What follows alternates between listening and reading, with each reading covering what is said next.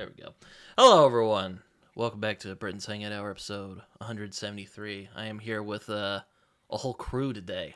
I've had duos on. I haven't had three people on at the same time before, so this is a first for me. But I have Mikey, Ray, and Derril. They run the, how's it pronounced? It's What Ho a Rat podcast, where they talk about Shakespeare. And I gotta hold on. I gotta pull out my Shakespeare book here. Yeah, let's see what you got. This nice puppy right here. Oh, nice. You got like a collected edition. Yeah, I got it for Christmas a few years ago. I'm very, very pleased with it. I don't generally collect books. I generally like reading them, but yeah, this is like the one collector's edition I have. It's very nice. Have you read any of the plays? Have you read any of it? Oh yeah, no, I'm familiar with a lot of the famous ones, like the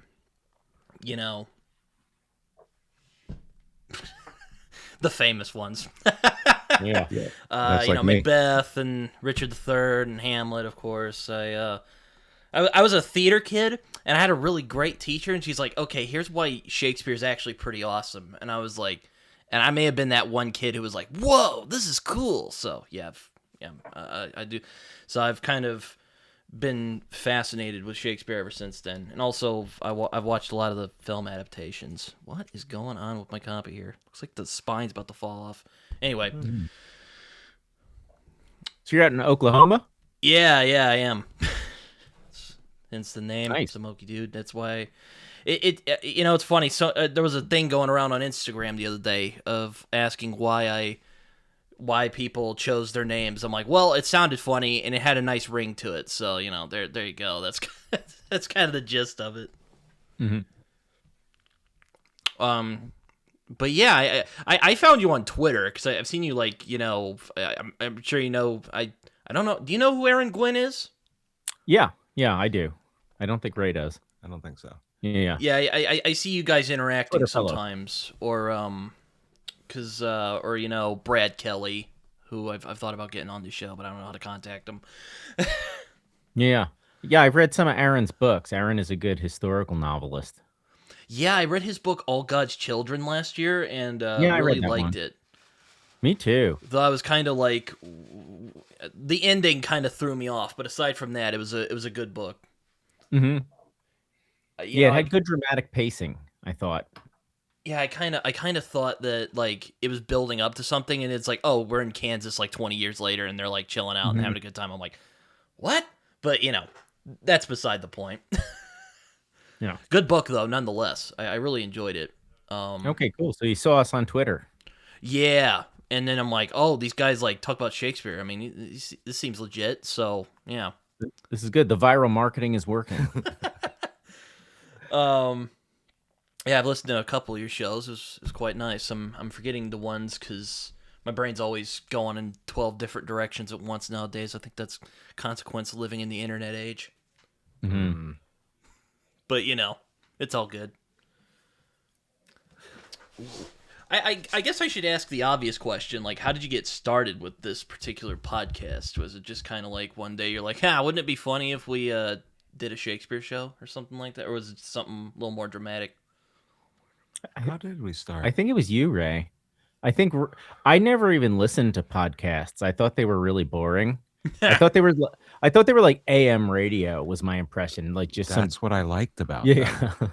Because I think because at the time I'm driving a truck, so that means I'm like setting up a playlist of like 8 hours of podcasts and that's it. I'm talking to guys on docks and in warehouses, and then I'm listening to podcasts.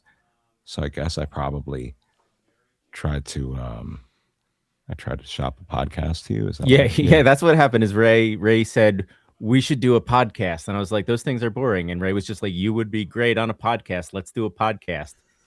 And then we started kicking around ideas. We really just wanted to, we're old friends, so we wanted to do something together, like a project.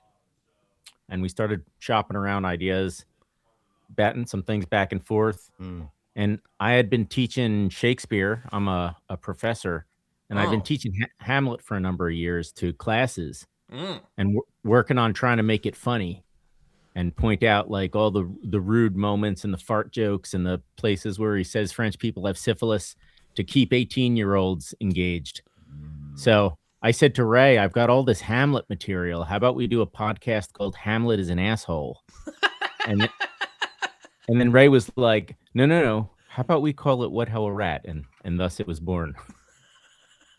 Yeah. I like that. So you're are you an English professor or? Yeah, I'm a writing professor at interesting. Seton Hall University. Interesting. Okay. I'm always I see people complain about this, and I agree. It's like the thing with Shakespeare is it's not always meant to be read. It's often meant to be watched. Like how do you kind of gel with that when you're teaching like Hamlet? Yeah, well, on the podcast, it's like I just know Ray. I'm trying to present the play in any way that will help Ray picture it. I'm trying to give like sort of like a little movie to you. Yeah, I'm not going to read any of this shit if I'm being honest. Yeah. Like I mean, you can watch the Branagh film. It tells the story pretty well. It's just really I fear that the internet has also melted my brain and my attention span, and I'm just I start things and I walk away, and then it turns into a 2-screen event, and that's not good. So I'm in a really unique position because like I think somebody would pay millions of dollars to have Mikey come in and teach them Shakespeare. Yeah, private Shakespeare tutor. Yeah. I get it for free. Yeah, maybe that's how we could monetize this. We'll just come to your house and teach you Shakespeare. The two of us? Yeah. You got to come to you're the co-host, man. You're going to stay home? What do I bring? We'll just get you a seltzer and you hang out. I just get them stoned. Yeah. That's great. Yeah. No, that sounds like something we get flown out to like Saudi Arabia to do. Yeah, for the Sultan. Like the Sultan needs our help learning about Shakespeare. So Ray, have you had any favorites so far since you started the show where you're like, man, this actually sounds really fun the way that Mikey's describing it? Oh, the most recent season with Coriolanus is the shit. It's an action movie, like it's Rambo. It's and there's a lot of like badassery. There's some blood. There's quite a bit of blood. You know what I mean? There's like I don't know. It's good and there's like some deep like male like trauma and crying. There's some crying. Yeah, you know what I mean? And mommy issues. There's a lot of mommy issues. Yeah. And like it's a play about a guy without a dad whose dad is never mentioned. Yeah, and he's just whooping ass. Yeah. Anytime they point him in a direction, and it's just belt to ass. Like whole cities, it's going down. Like I really like this one. Got me excited in a different way than I like the other ones. Yeah. You like to Midsummer Night's Dream. You like whenever there's like ghosts or fairies. Yeah. Basically. I like some supernatural elements. He'll love Macbeth or if you haven't done Macbeth already. No, we haven't hit that one yet. Yeah. No, we're trying to save the bangers. That's something I was worried about. Is like, there's what is there? Shakespeare's got like 30 something plays. I don't even know, 30 something, and there's only X amount of bangers. Like there's like a dozen bangers, so we've got a good 24 plays that are probably mid. So I'm trying to pace it out. Like whoever talks about like Two Gentlemen of Verona. That's real. Yeah, that's a real one. So have you gone through Titus Andronicus? Because that one's it's kind of a guilty pleasure of mine, but that one's really violent and like, what is this? Oh yeah, Ray's gonna love that one. I remember liking that one, but it's been years since I read it. But everybody says that one's just like I think when Paul Franz was on our show last season, he said Titus Andronicus. He said it's like Giallo. Britton, you know those like old Italian horror movies? Giallo? It's like that. It's like he said it's just like a bloody nightmare. Is Medusa in it? It sounds like something Medusa would be in. Yeah, I don't think so. No, Britton's probably more familiar than me. There's no Medusas, right? I don't think so. I don't know. I'm just going off of memory here. Yeah, she shows up, right? You'd remember a Medusa. I probably would. Yeah. She Yeah. shows up in the Shakespeare universe, right? I don't think so. I don't think Medusa shows up. I feel like Though I he's could gonna. be wrong. I feel like he's gonna call her in at some point in time. Yeah, no, I still need to get through like A Midsummer's Night Dream and like The Tempest, like the fantasy ones that Shakespeare did. Yeah, I really like those two, man. Tempest was one of the last ones he did, wasn't it? Yeah, that was really late. Ray, you like The Tempest a lot. I did. The Tempest was the Fantasy Island one. Yeah, it pissed me off too, right? Didn't I get mad at the Tempest? Yeah, you got mad because Caliban. Oh, I didn't like that. Yeah, he was basically oppressed on the island. Yeah, I didn't like He was that. just a slave to the wizard. Yeah, I wanted him to have like an insurrection or something. Like, yeah, I didn't. And then there's something else too. I liked the workers. I think in all these plays, there's like workers who just make jokes. Yeah, usually the clowns in every play are like lower class dudes. They're like the dudes in the balcony of like the Muppets. Yeah, Statler and Waldorf, I think they're Yeah, just talking shit. They like that. Yeah, there is a lot of shit talk in Shakespeare, believe it or not. It's Yeah, we had a Shakespearean insult fest this season, I think. Oh yeah. Yeah, there was a fun. scene, like a really long scene in Coriolanus that was just a dude like ripping another dude a new asshole for like pages. Yeah, that's good. Yeah, no, my favorite is Romeo and Juliet, because I remember all my friends and I would run around and going like, "I bite my thumb at you, sir," and because dumb kids like to do that stuff. Yeah, theater kids. That's you. Just showed your bona fides. Yeah, no, yeah, it's fun. I never got to I mean, I only did theater for a little while, but I never got to perform as Shakespeare. I was really sad. I was like, dang. Did Annie. Oh, nice. Yeah, I'm like singing and dancing style? Yeah, I didn't do a lot of singing because I played the butler, but it was, it was fine. It was like, hey, look at this guy over here, and I'm just like, hello. Yeah, so there you go. I would pay extra for a singing, dancing ass butler. Right? Yeah. Like that's a bonus at the end of the week. There was I also, don't even know if that's a service. Here's one you'll like. I did a little like stage play where it was about Superman, and it was basically, oh, what if Metropolis was real? Which there is an actual Metropolis, I think, but it was basically like, oh, what if like Metropolis was like a real place, and like Superman was just like a big thing that they had like a statue of it, and I played this dude who was helping this lady out because she got robbed, and it was funny because the girl who was playing the girl I was helping out, I hated her. I was like, this bitch. But, it worked out. We got along okay to... Yeah, you had good stage chemistry at least. Yeah. Yo, where was Metropolis supposed to be? Because Gotham City was New York, right? Yeah, I don't know. It was like in Maybe I'm like in wrong. Illinois or something. I don't know. I feel like somebody on the internet said that Gotham was Camden. Really? Or like somewhere like... No, Gotham's New York. I don't think so anymore. I want to think that it's Camden, New not Jersey. Camden, man. Yo, New York is getting Disneyfied, and Camden is definitely more Gotham-like. It's dangerous in Camden.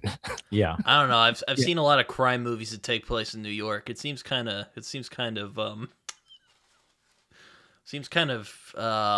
what's the word? It's sometimes a dangerous place to live in. It all depends. There's like what I think what people call starter boroughs, where you go there and it's nice. It won't be dangerous. It'll be fun. You'll find a lot of people from the Midwest, right? But then there's boroughs that I would not suggest moving to early. The Bronx. Like don't like move to the Bronx as your first New York borough. Right. I was gonna say I'm hoping you guys don't live in New York City because I don't want to like unintentionally insult your home city. No. No, I was born in New York, and I would say you want to start in Brooklyn, maybe. Yeah, Brooklyn would be good. You move on to like Queens, right? Queens is dope. You'll appreciate that. And then like when you get to like boss level New Yorker, you're in the Bronx. And once everybody knows you in the Bronx, you're the king of New York, if you ask me. Yeah. Well, there's two boss levels. I feel like some people can like graduate to Manhattan if they go up in their economic status. That's a different boss Yeah, level. that's a different boss level. Yeah. I don't know anything about that world. Yeah. I have no idea how to move up in Manhattan at all. Yeah. But I think I can survive in boroughs Mm-hmm. if the goal is just survival. Yeah. I like Yeah. Brooklyn. Brooklyn is nice, Britton. I've always wanted to visit New York at some point, like just to like see it and go like, oh, here's where all these like movies and books, Yeah, yeah. It's Famous like- landscape, man. It's like it's like that and like Philadelphia and like Boston, like that encapsulates like the myth of America right there. Like like I want to see it at some, or like L.A. maybe. I'd love to see it at some point.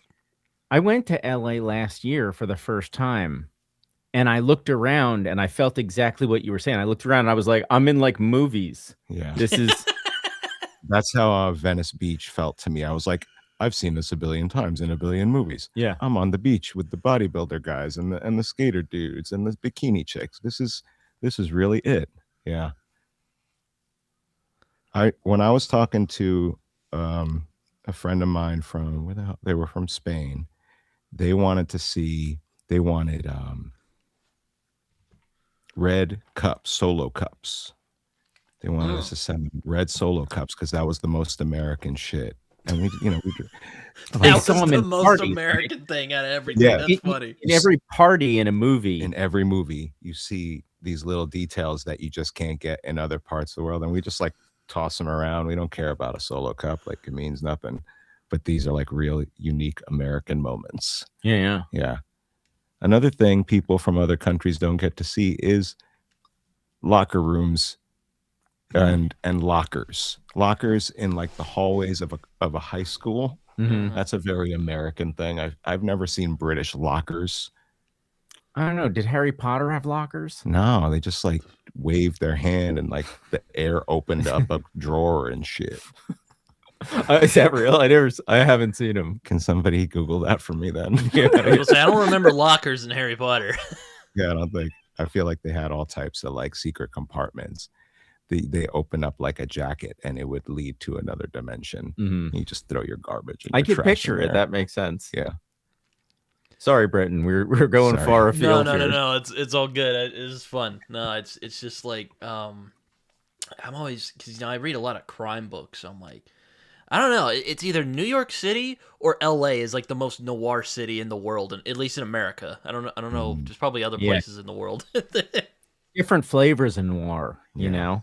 There's like a LA noir, like Chinatown, hmm and there's a New York noir. Mm. Yeah. Chinatown's in LA with Jack Nicholson. Yeah, I think that's out in California, right? Yeah, no, it's in. I forget where, but it's in California. It's a lot of desert. Yeah, I think that's a LA It's noir. not San Francisco Chinatown. Oh, maybe. Makes sense. It's funny. That's I'm the actually best reading. Chinatown of all the Chinatowns, food wise. I'm reading the Maltese Falcon right now, which does take place in San Francisco. Oh. So, Oh, nice. What is that? Is that Dashiell Hammett? yes. Hold on. I feel like Yeah, classic. Humphrey Bogart. Yeah. It's funny. them I can all. actually hear Humphrey Bogart's voice when reading this book. But yeah, here's a copy I have. Yeah. How is it so far? It's actually pretty good. It's really well constructed. I mean, I tried to be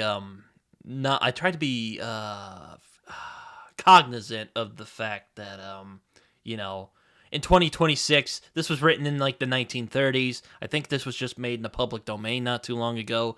So, I imagine there's stuff in it that probably hasn't, I might struggle with as a 2026 person. And surprisingly, not so much. I mean, there is that kind of like, oh, femme fatale, and oh, the dame came into my office and she had nice that thing. But that was nice scams. yeah, exactly. Yeah, but like over, like it's pretty good. Yeah. I've been meaning to read it. I actually have it out. I took it out a couple months ago. It's been sitting on my shelf as a like possibility. I have books laying all over the place, and I just sometimes I'll stage one for myself. Like, I might read this, and I just leave it out. So that's like a post World War II like detective situation. Is that what's Pre going on? pre World War Pre-World II. War II? Yeah, I I was think gonna it's say, it was written in 30s. the What you 30s? said. Yeah, I think it's 30s. Yeah. Derril, I don't want to leave you out of this conversation. When did you get involved in this? In these? Oh, you should absolutely leave me out. You don't have to. The fact that I'm here on mic and on camera, which is my real mistake, kind of led you to believe that I'm a guest on the podcast, and I am on the podcast, but only as the kind of producer. I look things up, that kind of stuff. Mm-hmm. Yeah. When did the Maltese Falcon take place? Honestly, I actually have the LA Noir setting pulled up, and it's a near perfect LA 1947. Yeah. No, it's 1941 Maltese Falcon. Okay, so just pre. I guess that's during World War II, right? 1941. Yeah. Yeah. Yeah, right as America was getting involved. Yeah. But yeah, no, it's a good book so far. Is what I'm trying to say. But yeah, no, it's always. I would also love to go to LA at some point. You know, it's another kind of like, oh man, this is where all these movies I love taking place. You know. Where have you been to? Did you grow up in Oklahoma? Yeah, I've grown up and live here. I've been to. Where have I been to? I've been to Texas. I've been to Florida. I've been to Washington D.C., which that's another place I'd love to go back to. It's funny. I was actually telling my dad the other day. I'm like, if we ever go back to Washington D.C., I would love to see Monticello at some point. And my dad's like, didn't we see Monticello? I'm like, no, we saw Mount Vernon. He's like, oh yeah, that's right. Okay, we can do that if we ever go to Washington D.C. again. Been to Virginia, and I think that's it, at least so far. So I guess Virginia's the closest you've been to us. We grew up in. Ray was born in New York. We grew up in Central Jersey, and now we're out in Pennsylvania. So like Sopranos land. Yeah, basically, Yeah. definitely. We were in Sopranos land for a bit. I am a New Jersey Italian. So like when you watch if you watch Sopranos, you're like, oh man, hopefully not with the violence, but too far off. I've never seen The Sopranos. No? Oh my god. Everybody in my fucking family loves The Sopranos. I've seen it like 5 times in its entirety. I'm probably like, yeah, I'll probably watch it again. Yeah, no, it helps me to sleep too. Like there's something about it. Like I don't know. I like the way the show, it's got a frequency or a hum that goes through it. And it just like feels like, I don't know. There's nothing like it. Yeah, I feel like I should watch it at some point. It's during that like HBO like Renaissance, however you pronounce it. I don't know. My brain's not working. Yeah, it's like the Wire, Sopranos. I'm trying to think what else was happening at that time. But yeah, that's when I feel like HBO is really. Is that the Deadwood era? Deadwood. Yeah, Deadwood's great. Fuck yeah. Love Deadwood. Probably is my favorite dialogue of any show. Like Thank you. Yeah. Thank you. And the dialogue in that show is actually very Shakespearean. Yeah, no, I remember, I think I heard someone say it's like an dynamic pentameter. I don't know if that's true or not, but like that's crazy. Yeah, but it just feels Shakespearean. There's some insults in that show too. Mhm. Holy shit. Yeah. Yeah, it's good shit. Shakespearean insult. The other day I was thinking of the Chinese guy who was going, "You cocksucker, swinging." Yeah. He's like, San really wish. Francisco cocksucker. Yeah. And he's like, I wish I hadn't taught you that fucking word. You know, it's great. What was that guy's name? Woo. Woo. Was it Woo or was the guy who came into town Woo? That was the San Francisco cocksucker. San Francisco cocksucker. Yeah. Okay. Yeah. Woo is the main con. Sorry, I had to jump in when you start talking about Deadwood. Man. Fucking love it. That's a whole, just like rewatching Deadwood and commenting on that. That's a whole podcast right there. Yeah. Talk Deadwood forever. Oh, Absolutely. I hope one day I get my parents to watch it because I think they would like it. That or The Shield, because we watched Breaking Bad together and then we watched The Sopranos together. My parents got me in The Sopranos. Like I remember having a vague memory of when I was a kid of coming in and seeing the scene where AJ blows up his car, and that was the last episode. So I was like, oh well, okay, I guess I've seen it all at this point. But no, Yeah, no, Deadwood's great. I went into a bar. I don't even know. This is when Gandolfini was still alive, and they were like, "You just missed Gandolfini." Oh man. And I hadn't even watched The Sopranos at that point in my life yet, so I didn't realize how. I don't know. I didn't realize I missed something beautiful like that. But yeah, he was a Rutgers. He was a Rutgers guy. He's good, man. He's in one of my favorite movies of all time. The Man Who Wasn't There. Oh yeah, that's a good one. Yeah. Which is a noir. I forgot Gandolfini is fucking great in that. Yeah. I always thought that was one of the more underrated Coen brothers movies. Oh yeah, it's one of their best movies, man. In my opinion, I'm really an acolyte for it. Yeah, no, I remember watching it, really loving it, and then I'm like, maybe it wasn't as great as I remember it. Then I watched it again. I'm like, no, it is as great as I remember it. It's a weird thing. I've had a weird journey with that movie. Yeah, I mean, Billy Bob Thornton is just someone who draws the eye. You can't. I don't know what it is about him, but he's got the it factor. Yeah. Yeah, I have no interest in hearing his records though. Yeah, I remember. And now that I've said that publicly, like I have a little bit of fear as it may. You're fucked. I remember watching an interview where someone was he was talking to someone about his band, and then they started bringing up his acting career, and he got all pissed off about it. And I was like, what are you doing? You could just say like, hey, I just wanted to talk about my music here today. Like, he's got all mad about it. I was like, okay. That was the infamous Tom Petty interview. Oh no. Right? That was the one where he was like, would you say that's Tom Petty? And that's him getting pissed off. I mean, if he had an acting career, maybe. yeah. If he was also an acclaimed actor, I certainly would. Yeah. Yeah, no, that was so bizarre. It was like it's like the Tarantino one where that Indian British reporter was asking about violence and he was getting all pissed off at him. I'm like, what? Oh man. Anyway. Yeah, he can go. That guy can spit. Yeah. I like a little meltdown. A little meltdown. I don't hold it against somebody. And then that same guy asked Robert Downey Jr. about his addiction, and he's all like, and he's basically like had his brain like short circuited, and he was basically like, I don't want to talk about it. Basically, and I'm just like, this guy he has a knack for pissing off celebrities. Damn, must be good at his job. Yeah, well, the Robert Downey reaction is, I think that's the reaction. Like somebody asks you a question you don't want to answer, you go like, I don't want to talk about that. Thank you. Yeah.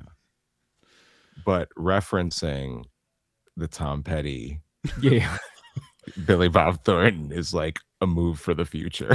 I like watching interviews. I don't know. What can I say? I'm really fascinated with like what's the term, process. So I always love like listening like authors and like artists and stuff talk about like their work and like, oh, here's how I came up with this thing, Which, Mike, you wrote a novel, didn't you, not too long ago? Yes, sir. Yeah. How was that? How was that experience? Oh, it's really hard. It's very difficult. Like, how was it putting it out? Were people like, "Oh, good job," or was it just like, "Yeah, whatever, idiot"? Like, nice. I think it's been well received, to a certain extent. It's a small novel. It came out on a small publisher. Some people have bought it and reviewed it and liked it. I like it a lot. It was a big part of my life. I was happy to put it out, happy to have it out in the world. But it was a historical novel that I was working on for about like 15 years. Yeah, I remember like way back in the day, you just started talking about feral children and shit. Yeah. And like historical accounts. I was on to something. I was starting to see the long process. But yeah, it's just like, I just remember thinking it was weird that you were like really researching this subject. Yeah, feral children. Yeah. Well, I monetized it. Look how it panned out, man. That's dope. I am curious. How long have you and Ray known each other? We spent 9/11 working at a Sam Ash at a music store that we were not allowed to leave. Yeah, we wanted to go home because I wanted to see my family. Yes, they wouldn't fucking let us go.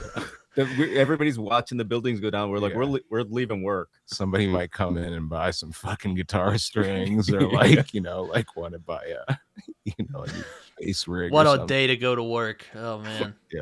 Yeah, no, Yeah. my mom always goes like, "You got your first tooth that day," and I was telling a friend of mine about that the other day, and he just goes like, "That's a hell of a day to get your first tooth." The buildings go down, the tooth comes up. Yeah, pretty much. There's Yeah, some significance there. yeah, no, yeah. it's crazy.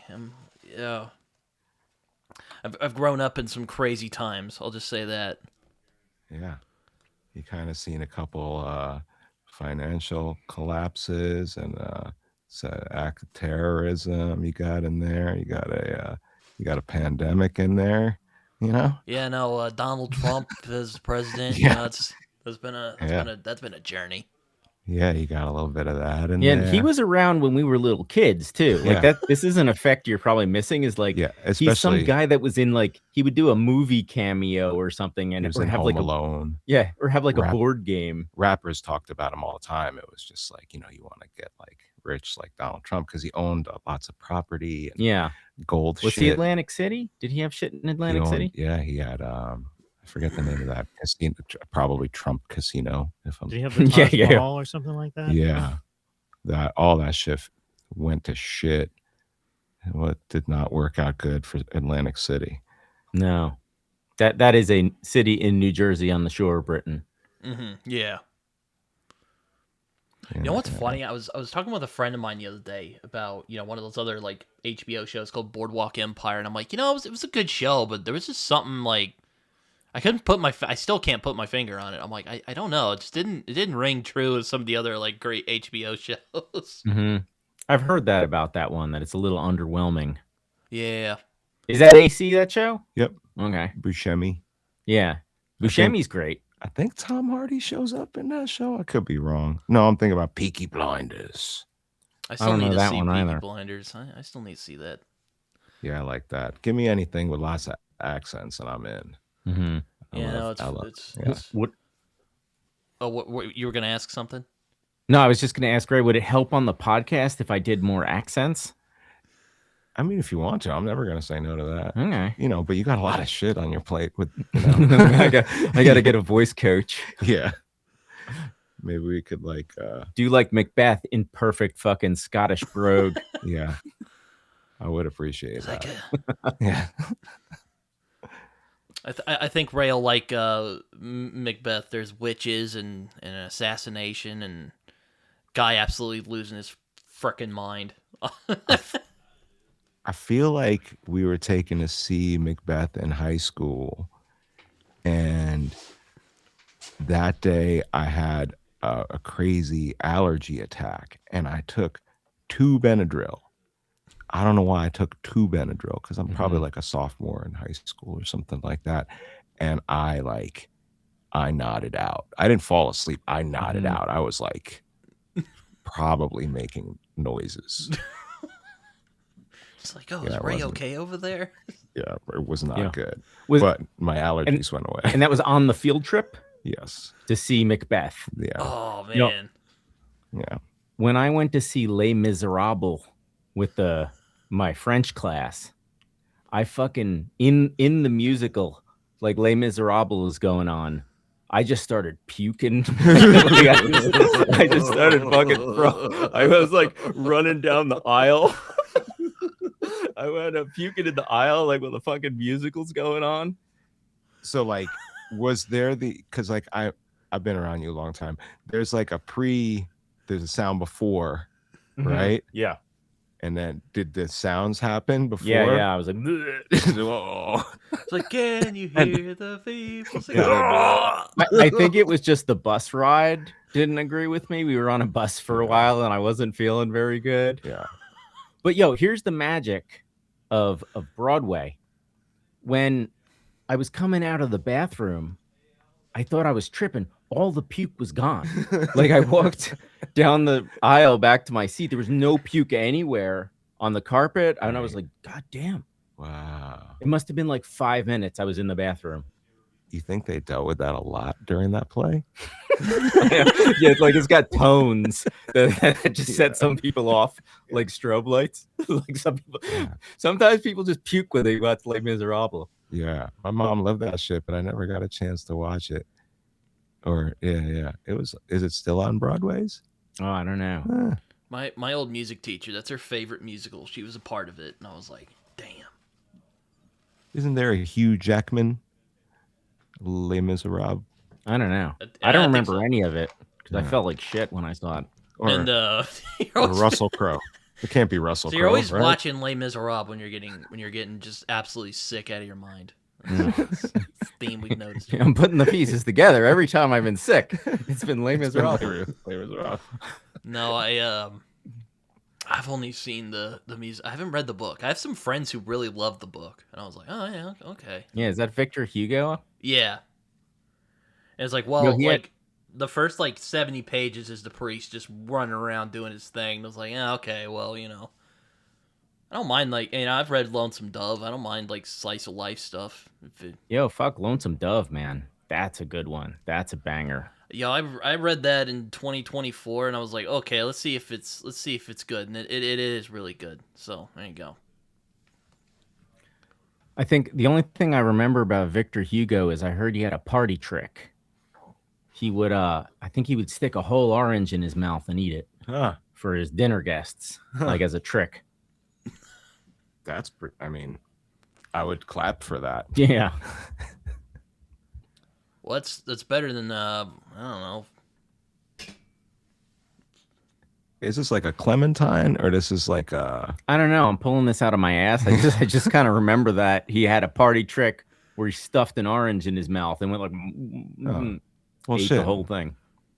I heard Raul Julia's eyeball popped out at a dinner I've party. heard this story too. Yeah, You heard that too? All right, cool. I feel like I had my a- dad told me that. I had a friend who's like, yeah, the guy who played what the fuck is that dude's name? Gomez in the Addams Family, and I'm like, yeah. He's like, yeah, you could just like pop his eye out and put it back in. I'm like, yo, that's crazy. Yeah. No, but yeah.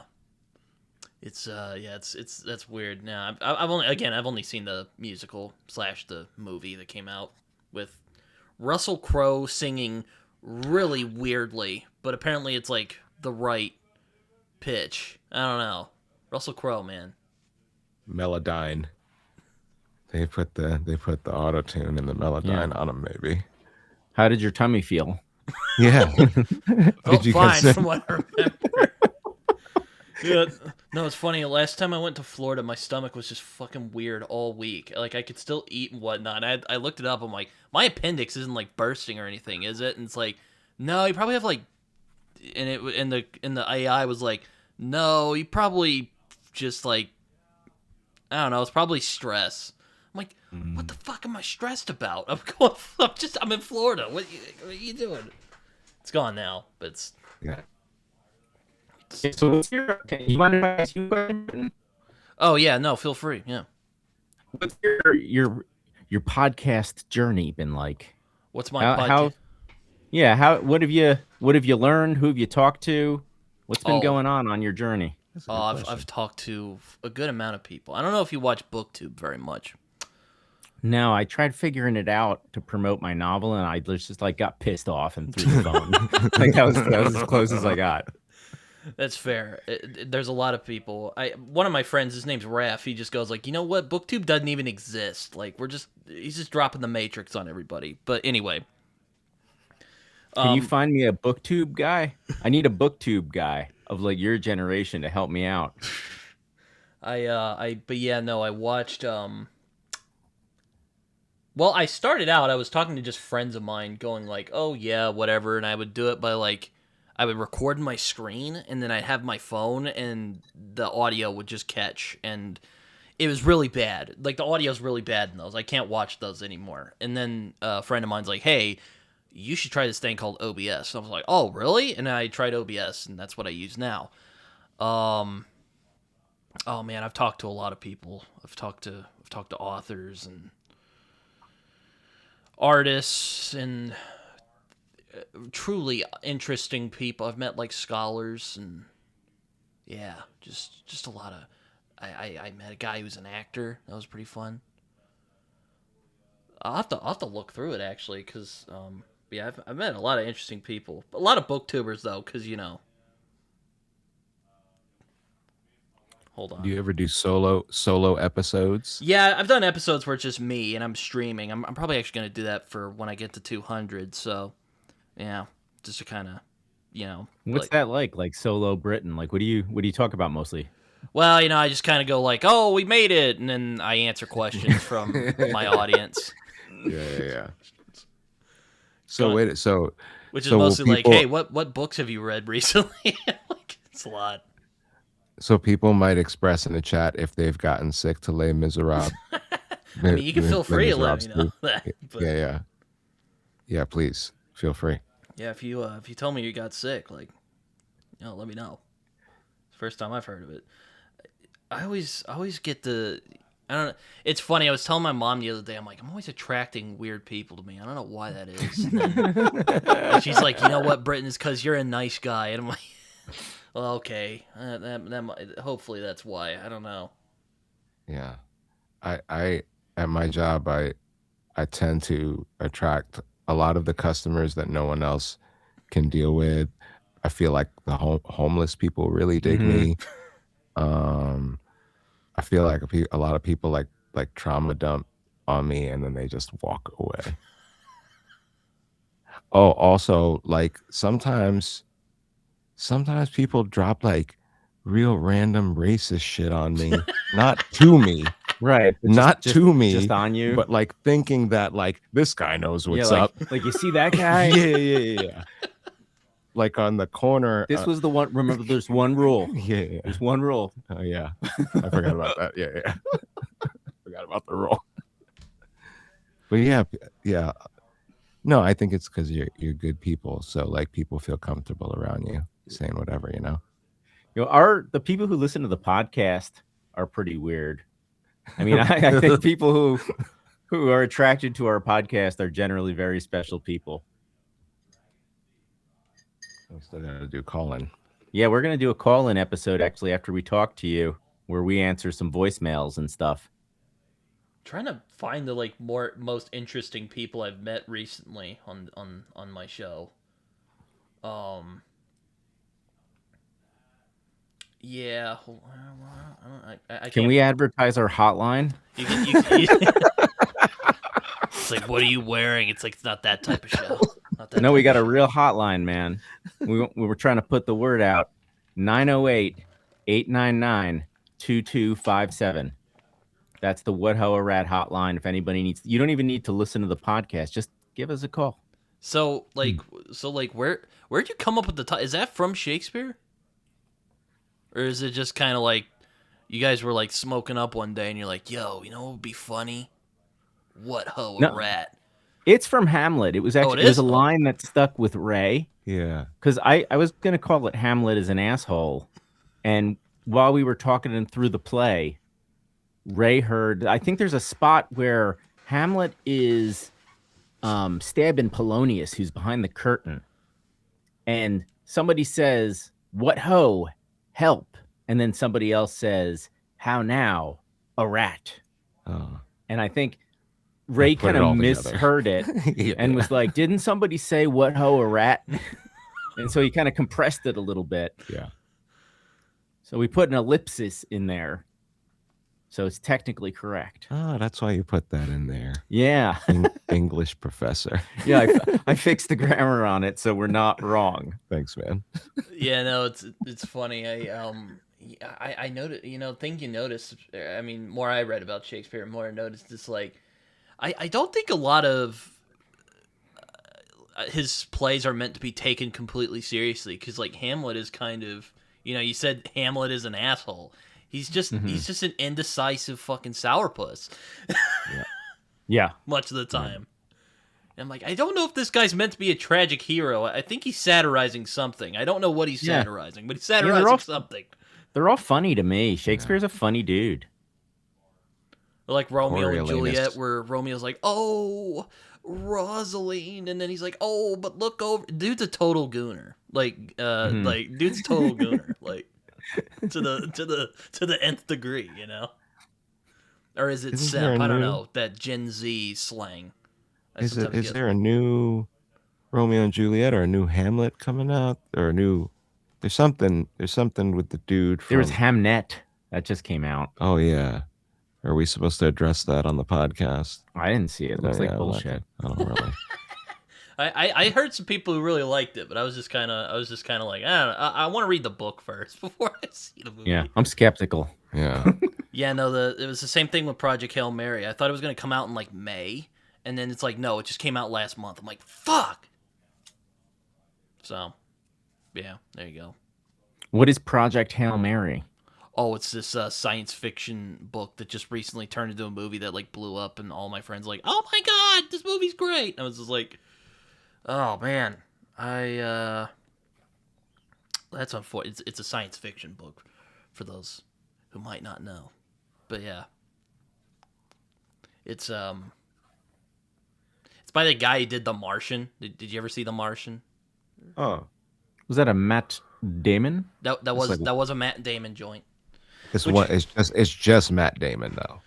It's Right. mainly Matt Damon. Yes, Oh, there's man. a bunch Yeah, of there's other like- people. in I it. don't know. Oh, there's other people in it. All right, no, that's not the one I'm thinking about. I thought there was like a movie with like one guy on Mars, And it's just fucking Matt and I Damon. thought it was Matt Damon, like fucking. Yeah, Yeah. I think you're thinking of the right one.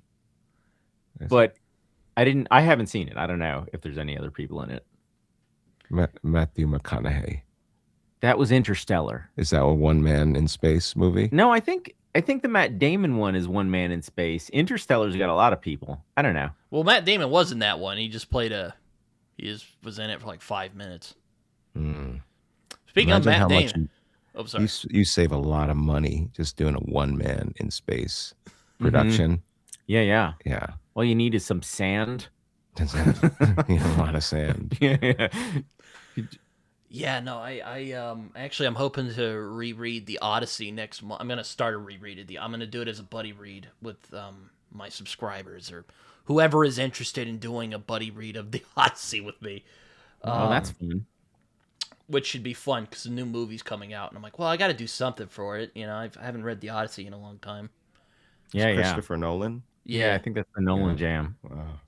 And people were going like, "Oh, this is historically inaccurate" on Twitter, and I'm like, "Who fucking cares, bro?" Like, I don't know. Yeah, I don't think Shakespeare gave a shit about that. Oh, yeah. I really don't. He just made shit up. Yeah, he's like making up islands and shit. Yeah, he's just like, there's an island. It's Yeah. it's out somewhere. I don't know. Yeah, he really didn't care. Whatever. It's a fucking island. Yeah, no, oh, what was it? One thing I've always wanted to see was the film Rosencrantz and Guildenstern Are Dead. I've always wanted to see that movie. I just haven't gotten around to it yet. Have you seen it? Have you two seen it? Mm-mm. I didn't know they had a spin-off. Yeah. I've heard of it, but I've never seen it. People are like, oh man, Gary Oldman's great in it, which, that's, like, Oh. Gary Oldman. I like a Gary Oldman. And I'm like, oh, well, it's Gary Oldman, so, I mean, you're not going to get bad performance out of him. Even some of the weirder roles he's done, like that part in True Romance, like, what I don't know what the hell that was, Oh, but yeah. it worked. That was Yeah. good. Yeah, it's really How about odd. fucking- It's odd. It's what it is. Yo, is he the definitive Dracula? I did really like his Dracula. I watched it Shit. some years Is he ago. the with a best friend. Dracula we've got? I mean, yeah. I guess can we unseat Bella? I mean, Bella is iconic. It's Right. not my generation, Right. but Oldman Dracula is like that Yeah. happened during a time that it like tattooed in my brain. So, is there a one after that I should be paying attention There's to? the new Robert Eggers one. I wasn't crazy about that. I didn't get to that. That was a new Nosferatu. Oh, there's Klaus Kinski. Oh God. That's Crazy Eye Dracula. Yeah, he did Crazy Eye Dracula. Have you ever seen that one? That is the craziest. no. eye. No, but Yo, I we got to watch that, Ray, if you haven't. I'll watch any Klaus Kinski or Werner Herzog. I've heard about the legend of Klaus Kinski and what a frickin' maniac he was.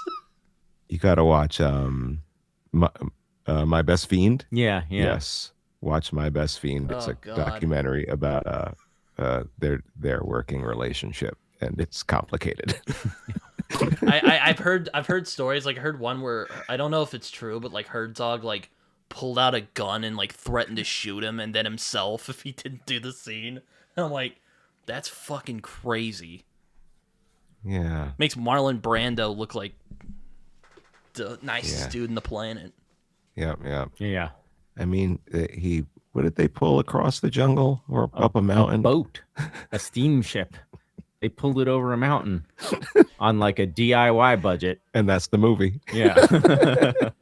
It's just a bunch of people pulling, Yeah, you know, pulling a boat.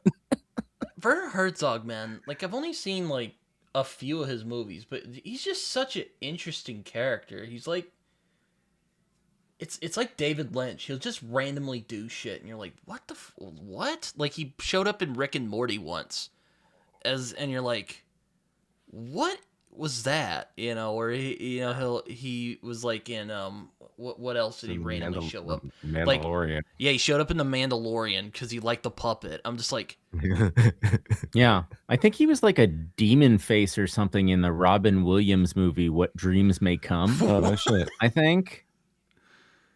yeah, he was in the Boondocks. Might need a fact check on this one. In the Boondocks?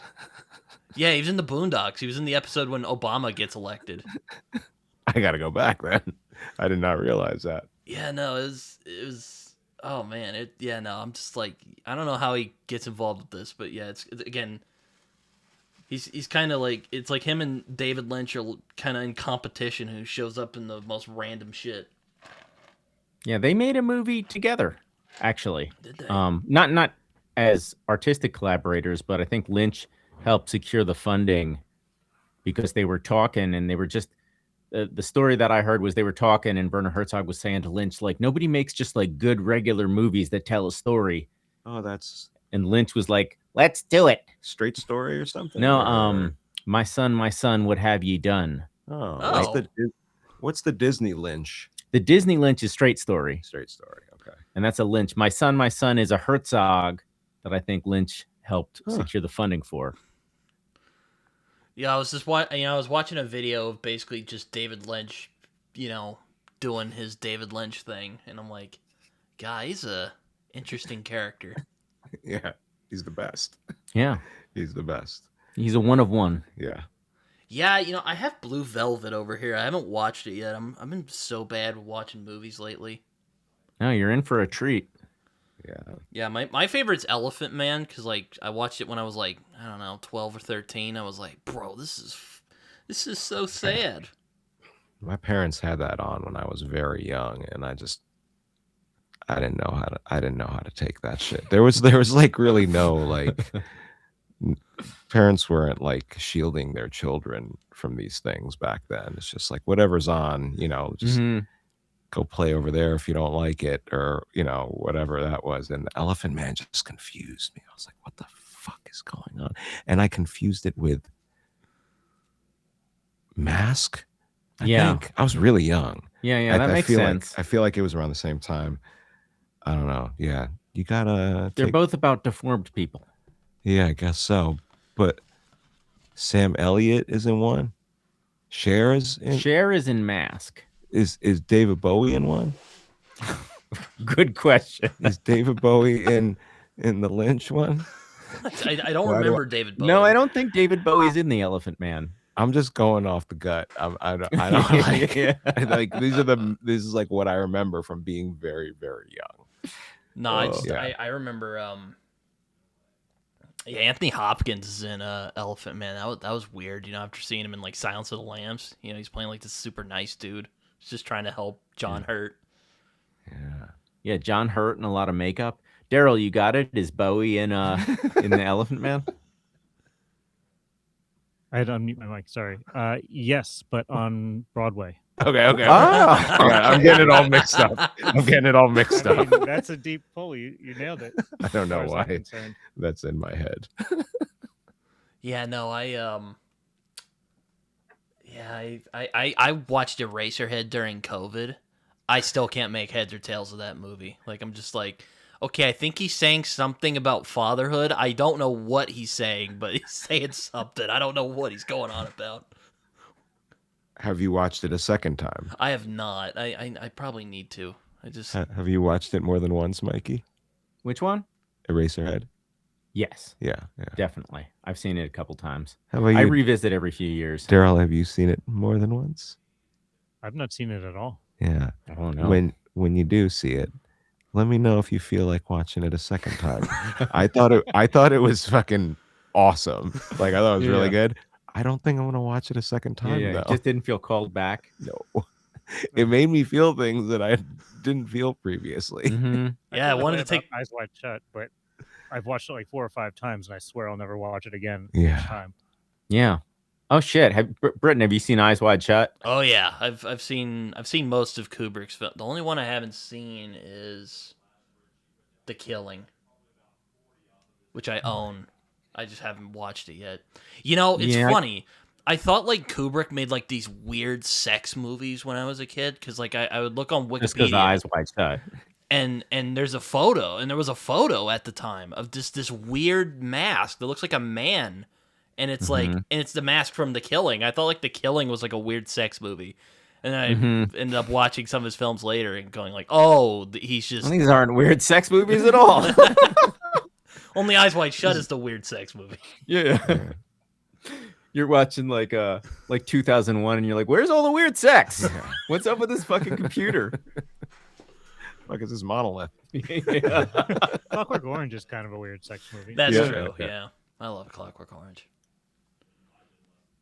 Yeah, Yeah, no, I think- it's funny. Yeah, my family and I watched The Shining again a few years ago. That was a fun experience. Me and Ray just saw that on the big screen. Oh my god, that must have been awesome. Yeah, that's great. I cried. Yeah. I started crying. You know, like when he's busting the door in with the Yeah. axe. There were just tears rolling down my face. I felt so viscerally affected. Yeah. It's so good. Were you It just, was- you were just overwhelmed with awe that you saw it on the movie theater screen? Yeah, and I mean, just it's such a powerful scene. Like when it's big and Shelley Duvall is fucking screaming and the axes come. It's really like It's intense. affecting and intense. And there was like the historical context. I was like, oh my God, this is what people were seeing in like 1978 or whenever. Because we were watching an old print and it looked super, it wasn't like remastered. It looked super 70s. So it was the context and the scene itself. And I was just overwhelmed. I lost it. Rambo did that to me when we Yeah. watched Rambo. Yeah, Rambo guy. I was like, I'm crying at Rambo, y'all. It just happened. It just happened. They're doing Space Odyssey this weekend. Damn. Oh yeah. Yeah. It's this little theater is like such a jewel out here. They just all 35 millimeter, 35. I don't know. I don't know nothing about film. I think you're correct. Okay. 33 is records, 35 is film. But yeah, they do all the joints, all the shit that needs to be seen big. Yeah. Yeah, and just old movie. It's what is it? The Wind Gap Theater. The Gap Theater. The Gap Theater. Yep. Very special place.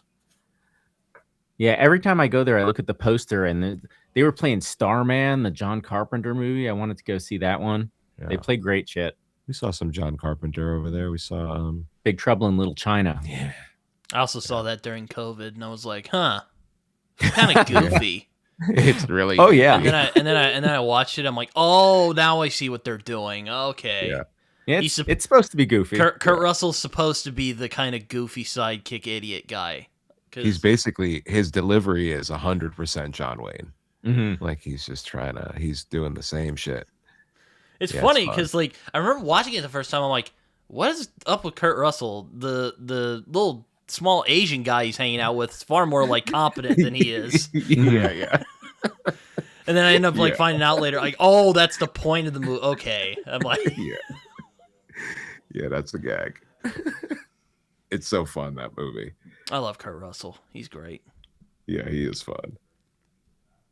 It's a. Have you ever listened to The Thing, like the audio commentary for The Thing that he and John Carpenter did? No, I've never Oh, heard it's the a hoot. commentary. It's basically them just watching it like they're just two friends at a house just watching it and just having a good time. Like, it's great. It's fantastic. You can find it on YouTube. Yeah, they had the. I'm trying to. Prince of Darkness. Sorry, I'm all over the place. Yeah, that's John Carpenter. Yeah, That's yeah, one of my favorites. Yeah. I still need to see that one. That's a good one. Alice Cooper is in that one. Yeah. I never saw it until like last year, and I liked it a lot. Donald Pleasance in it? Because I remember like, I think so. yeah, because like I've only heard like it gets like weird, and then it's like they're trying to exorcise a demon, and then like an anti-god shows up, and you're like, I was kind of like, I don't get this. I might have to watch. Give it the a few movie. years. You might not be ready yet. You just got to accept it. Yeah. Radical acceptance gets you through. Yeah, no, I've thought about going to see like old movies at like at my local theater, but I'm like, I don't know if I want to, because it's usually me and my dad who go see movies together, and I don't know, I've gotten real picky with the movies I see because a lot of them are just like, I don't know if I'm just getting old and grumpy, but like a lot of the movies that have been coming out recently have been really bad. Yeah, there's an enshittification of the world going on. Yeah. Like the Special last film effects are not what I they like used to was like, damn, that was a fucking, like last time one of that is like Sinners. I saw Sinners in theaters and like that was fucking great. Yeah, that was fun. And that's like, it's not like that came from a comic book or something. No, That was original property. Yeah, I like that. Yeah, and I was like, damn, that was a good fucking movie right there. Also saw Marty Supreme. That was a weird movie, but then again, it's a Safdie. It was one of the Safdies who made it, and I was like, huh. Yeah, I want to see that, but I have a thing about Timothee Chalamet where, like, I just don't like to look at him. You know, like looking at Like, Chalamet. Yeah. Huh. He kind of disgusts me a little bit. Was it the ballet comments? Was that what it was? Yeah. You were talking about gooners before. He looks like a fucking gooner. You picture him like jerking off on his Xbox Isn't controller. there something that you like from Chalamet? There's something you like from Chalamet. No, I think he's a terrible actor. I think he's like Keanu Reeves. Like, now Keanu Reeves, by all accounts, is a good guy. But if you go back to the Matrix movies, he's kind of like a one-note actor. Somebody says something, and he goes like, Yeah. Okay. Yeah, no, but that's when he's brilliant. Right. Yeah. That's I like, see like a Peak dark Keanu. reflection of that in Chalamet, but Chalamet's not even interesting, but he's got like one note. He doesn't even seem like an actor to me. He's just kind of like a pretty boy. Thought he was gonna win you over by doing Dylan. Yeah. He knows that. He tried to get me with Dylan, and I don't want to watch that movie at all. I love Bob Dylan. I do not want to see Timothée Chalamet do Bob Dylan. Yeah. I would like to see Bob Dylan watching Timothée Chalamet Doing Bob. doing Dylan. Like, That'd this be the kid's best. pretty good. Then would you watch it? I've seen. It was funny because I saw the Bob Dylan movie and I was like, yeah, it's pretty good, but it's not like I'm Still Here, which I thought was a fucking weird movie. I kind of That's dug like it. four Dylans. Yeah. Yeah. That's right. Yeah, in general, I don't think Bob Dylan is meant to be a movie. I really love his music. They keep trying to figure out how to distill that into a movie, and I don't think they're going to do it. It's funny. I was talking with a friend of mine. His name's David about Bob Dylan because he's a big Bob Dylan guy. I'm like, look, I respect the dude as a songwriter and like, dude, he's paid his dues, but I just have a hard time with his voice. It sounds like a fucking weed whacker. It's like, how does it feel? And you're like, what the fuck?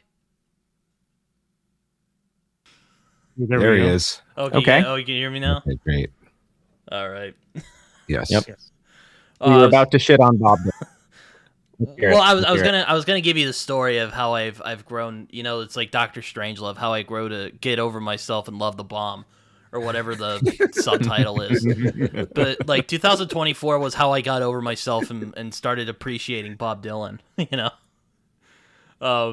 Cause like I'm just like I couldn't get past his voice at first. He's like a fucking weed whacker. He's like, how's it feel? Ooh," and you're like, what the fuck is that? And then Yeah. I watched the It's an movie acquired taste. and It's an I acquired listened to taste, his songs. for I'm sure. like, you know what? He's not bad. You know what? Like I can handle this now. I don't know why now I can do it, but like I got it now. It unlocked something in me. I don't know. I made fun of him for years. And then I don't know. I think it was a hurricane. Mhm. I think it was him telling the story of the hurricane, because I don't know. It's well delivered, but it's also a Jersey. Yeah. It's a very Jersey, Very Patterson, dirty Jersey story. Yeah, Great, intense record too. it's intense. Desire is an intense record. And I was like, you know what? I'll deal with this voice to get this writing. Mm-hmm. Exactly. I'll do Yeah. it. Yeah. And now I've just grown to love now I want to hear the voice. I just want to hear the voice do everything. Like, Yeah. I wish it was my alarm clock, just like Bob Dylan, just like, get up. You gotta get up, man. Yeah. Like, Just like Chalamet, kids, okay? Yeah. Yeah. Yeah, no, it's funny. I have a friend who also hates Timothee Chalamet, and I was just kind of like, yo, in Marty Supreme, they actually made Timothee Chalamet look like an absolute weasel, and my friend goes, Even more you mean, so. You mean he already wasn't a weasel? He already is a weasel. And I'm like, fuck you, man. Yeah, he's just a weaselly dude. I was gonna give it a chance because Tyler, the creator's in it. Yo, it was really hard for me not to go, who that boy, when he showed up in the theaters. But yeah, but then I don't know. It's a ping pong movie. Yeah, it's basically like, oh god. Have you seen any of the other Safdie movies, like Good Time? I've seen Good Time. That's a good movie. Ray, you'd love it. Yeah, I love it. Yeah, it's Robert Pattinson Or and what's the Adam Sandler one? Uncut Gems. Yeah. Oh, love that shit. Good Time is like a rough draft for Uncut Gems. It's like a tension movie where Robert Pattinson is a criminal. It's like a heist gone wrong movie where you're watching just like the dude and like it's one story of this guy. Everything's going to shit. And the heist gone wrong. Yeah. Cool. Yeah, no, but it's basically like that, but it's like a dude who fucking loves pink. I called it the anti-Rocky because it's basically like, where Rocky is the movie where Sylvester Stallone is like, where Carl Weathers is like, hey, Sylvester Stallone, you know what? I'll give this kid a shot. And then he fucking like, goes the distance with him. Well, this movie is basically like Timothee Chalamet basically scamming and like bullshitting everyone into like funding his ping pong passion. And I'm like, it's so bizarre. Like this sounds kind of good. Like Abel Ferrara's in the movie, and he plays like this gangster, and you're like, what the fuck is he doing here? And then Penn Jillette shows up, and you're like, okay. And it's like he's unrecognizable. He's just like this like hick dude, and you're like, what the fuck? And then like oh god, who else shows up in the movie?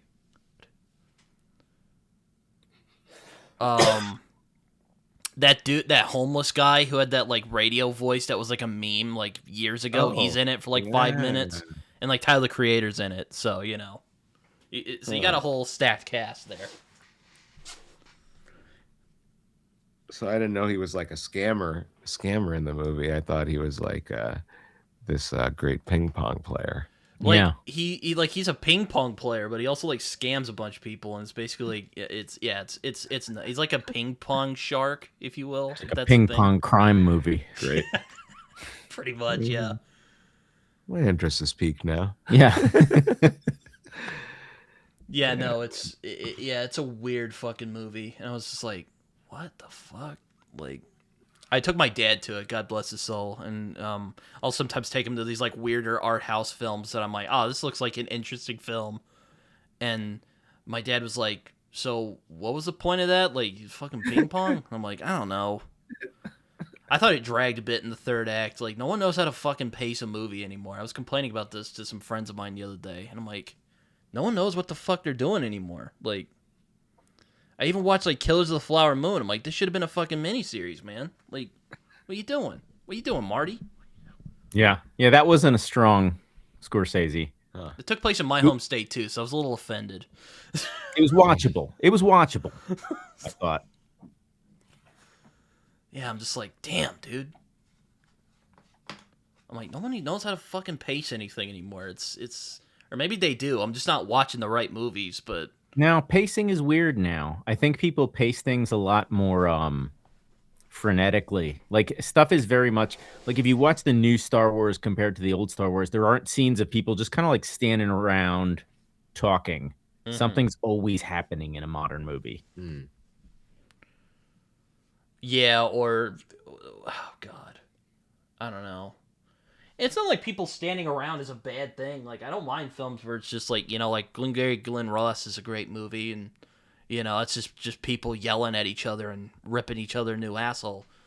Yeah. But I just saw a good one called Blue Moon, Richard Linklater movie. I wanted to see that. Yeah. I thought it was tremendous, and it really is. It's Ethan Hawke playing Lorenz Hart, a musical theater guy. Rodgers and Hammerstein. Lorenz Hart, it used to be Rodgers and Hart, and he got replaced by Hammerstein.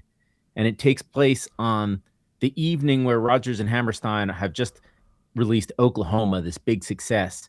And Lorenz Hart is the guy kind of being left behind, and he's kind of a fuck up, and he's kind of a drunk. And the movie is literally just 2 hours of him in a bar. Huh. And it's extremely it's extremely like slow paced and paced like a stage play. And it's just Ethan Hawke sitting at the bar, and this beautiful woman he's in love with is gonna show up at some point. Beautiful movie, made me cry. Barfly, that was one. Barfly's a fucking great. I read speaking of Bukowski, I read Ham on Rye last year, and it was, how do I even put this? Like, it succeeded at what it was doing, but it was like the biggest like nothing burger I had ever read. It's like, okay, guy goes to school, gets beaten by his dad, gets drunk, kind of runs around a little bit, gets drunk some more, graduates high school, and he's like, I'm just gonna be a fucking drunk asshole for the rest of my life. I'm like, what the fuck was that? Maybe I need to read it again, but I was just like, I haven't read that one. I thought Post Office was good though. Oh, Post Office? But when you describe Ham on Rye, I was thinking about Post Office, and I'm like, it's like dude works at a post office, gets drunk, runs around a little bit, gets laid, yeah, goes back to work at the post office. So I think you might have the same issue with it. I don't know. I like those kind of like, and it's weird because I like those kind of raw writers, who like, kind of hard. Like, I'm a big like Cormac McCarthy fan, so I don't know if it's the same thing as Bukowski because But, no, they're very different.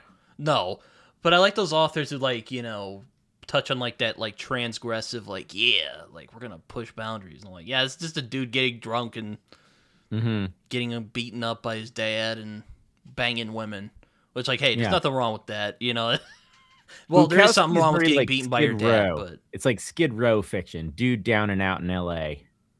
Yeah, pretty much, and very slice of life. Yeah, I was just kind of like, I don't know. I don't know. It was a weird thing. Maybe I'll have to read Post Office. You like Cormac McCarthy a lot, though, you said? I do, yeah. What's your favorite? Well, I going back to the internet, kind of ruining things, I'd say Blood Meridian is probably my favorite. But I think all of his books have stuck with me. Is that the one where he's talking about the golden beast? He's like describing these beasts for like.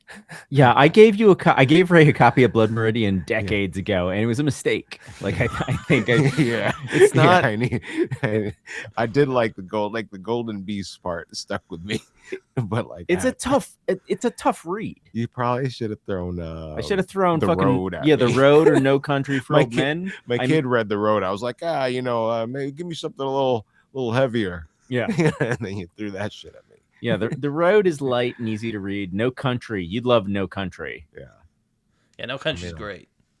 Yeah, I like the film adaptations of both.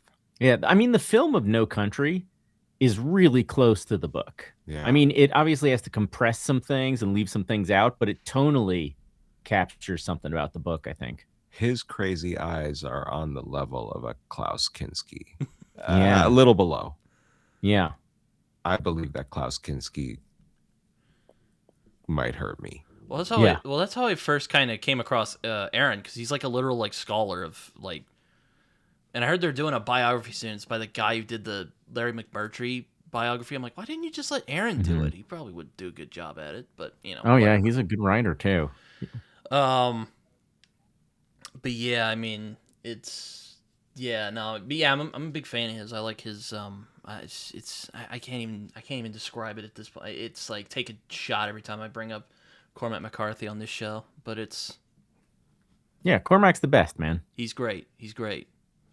Yeah, it was funny. The dude who posted that article about him and the girl he was dalliancing with or whatever the hell you Oh pronounce it. yeah. Do you know about this, Ray? This might be outside of your circle. So Cormac McCarthy, there was just a big expose by Vincenzo Barney. I think it was in Vanity Fair, and it was revealed that he was like a little naughty. He probably had, and in terms of naughtinesses that I've heard of, I heard this one and I was like, meh, you know. But he fell in love when he was like in his 40s with a 17-year-old. Okay. And then they started going out and were friends for the rest of their lives. And they Okay. had a number of good years together. All right. I was like, okay, you know. Yeah, I was wondering. That if was this such a like- weird article to sit through. And then he put out another one where he was talking about like Cormac McCarthy's literary taste. And like, oh, I hope there isn't any more stories about weird dalliances with hitchhikers. He liked my post. It was pretty fun. But no, yeah, I was just kind of like, that was such a weird thing. I forgot what my point was. Yeah, big fan of his is what I'm trying to say. Yeah, well, we got to tell Ray about his dalliance. You So weren't this informed. just happened. It's This just article. Yeah, the article just, I guess, like last year. Uh, Maybe 2025. so is this going to affect? Such a weird Anything for thing. him? Like it was like people were freaking out about it for like 2 days, and then like Yeah, everyone it was just really- kind of, and then people were just like, we're- okay, whatever. Like, We're past that now. We're kind of past that era. For 2 days, everybody's like, "What happens now?" And then 2 days later, everybody's like, let's just be normal about it. Like he's dead, and his books are good." yeah, and like his brother, like there was like a Smithsonian article I read, and it's like his brother and his son, and they were interviewing him, and like his brother was like, "Oh yeah, you know, that lady, yeah, she's cool. We knew her for a long time," and I was like, "Yo, they're just like super chill about all this." Yeah. That was my takeaway. I was like, this seems super chill. Like, yeah, it violated the rules of society a little bit, but it doesn't look like anyone got hurt. Okay, so you know. Yeah, I mentioned, I'm like, she seemed more miffed that he like used like parts of her life story for material than anything else. I was Yeah. I was like, damn, dude.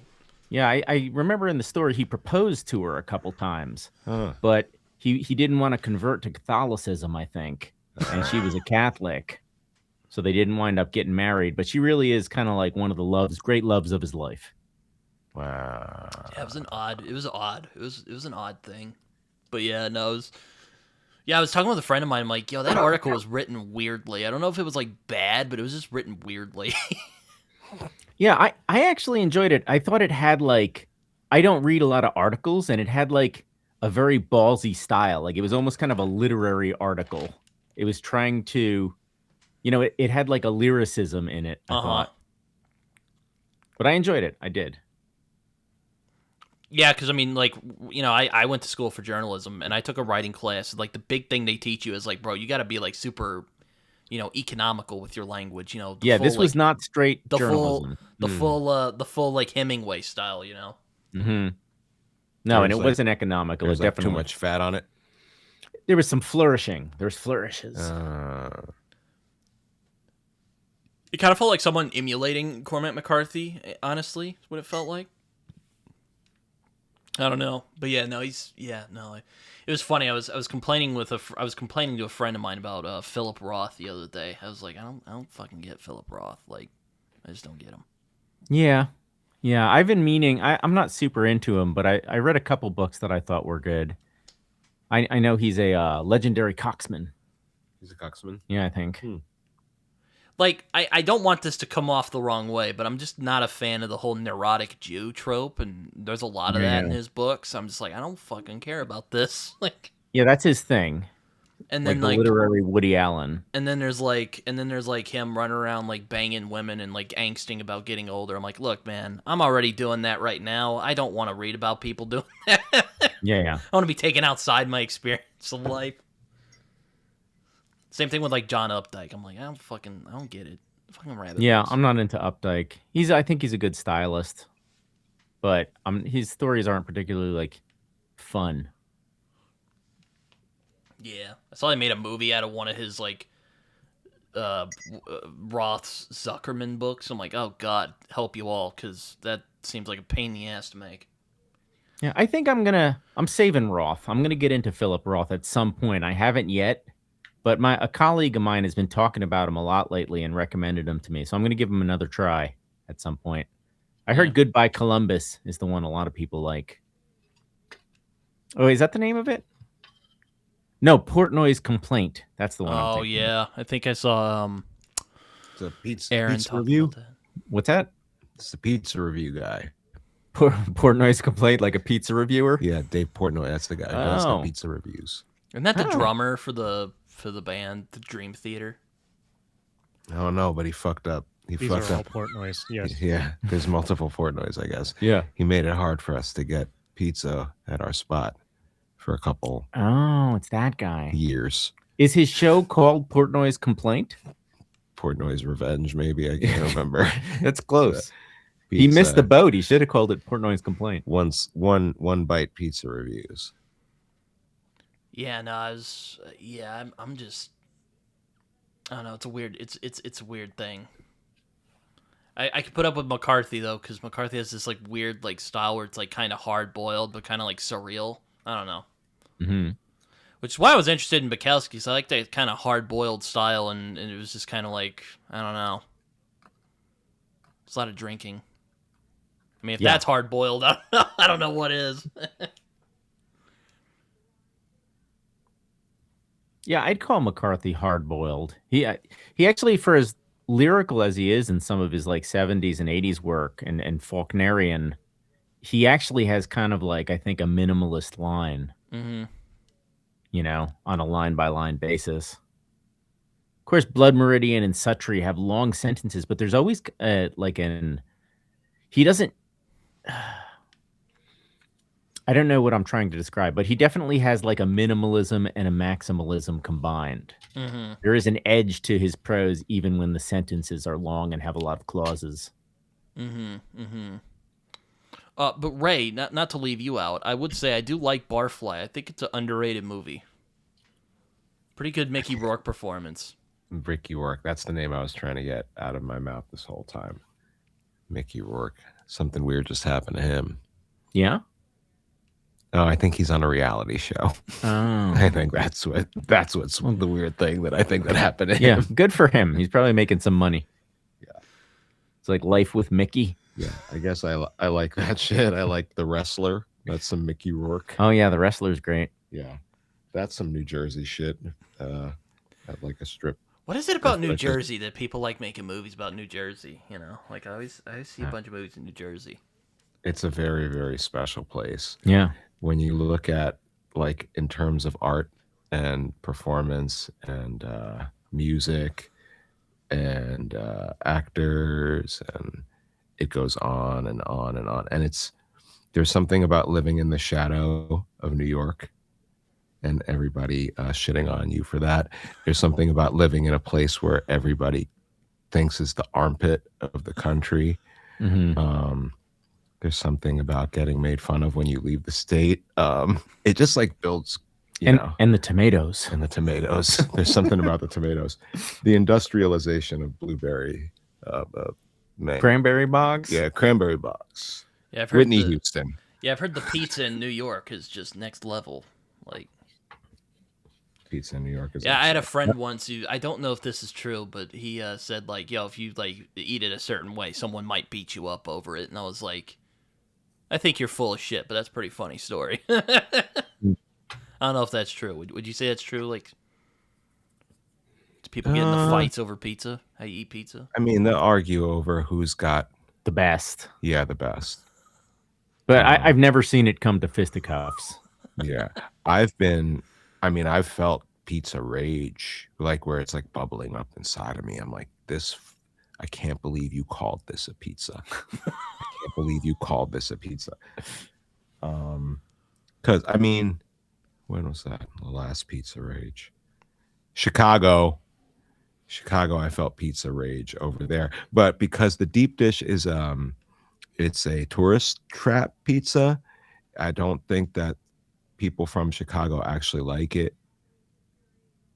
Like, why? It's just I don't know. It's not. Yeah. It made me feel ways that I wasn't expecting.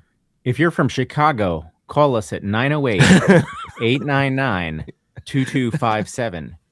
Do you like deep dish pizza? Yeah. We'd like to know. Very good podcast voice. Yeah.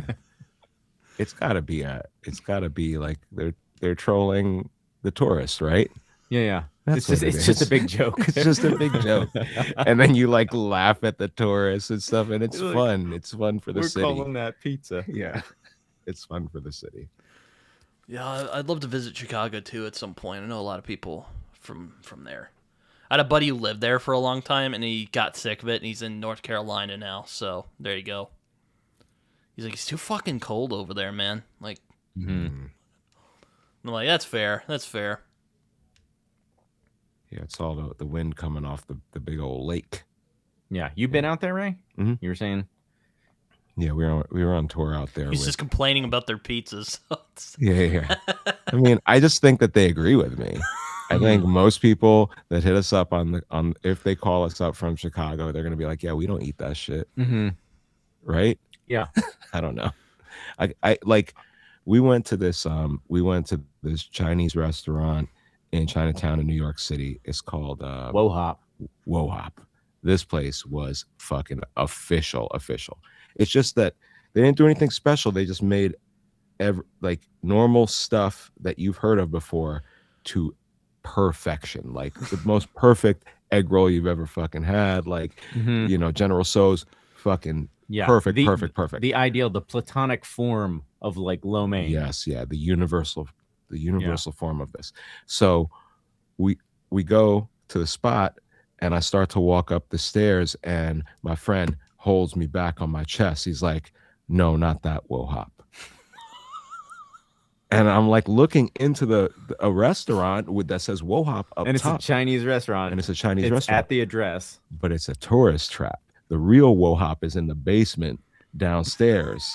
And you go down these dingy stairs, and it's not fancy at all, but you see Robert De Niro's picture. You see like all the famous New Yorkers that have eaten there, and it's perfect. And upstairs, you know, it's just like so the locals could laugh at the tourists. Yeah, totally separate restaurants, different kitchens, you know, different businesses. They're just both called Whoa Hop, and one is above the other. Yeah, excellent though.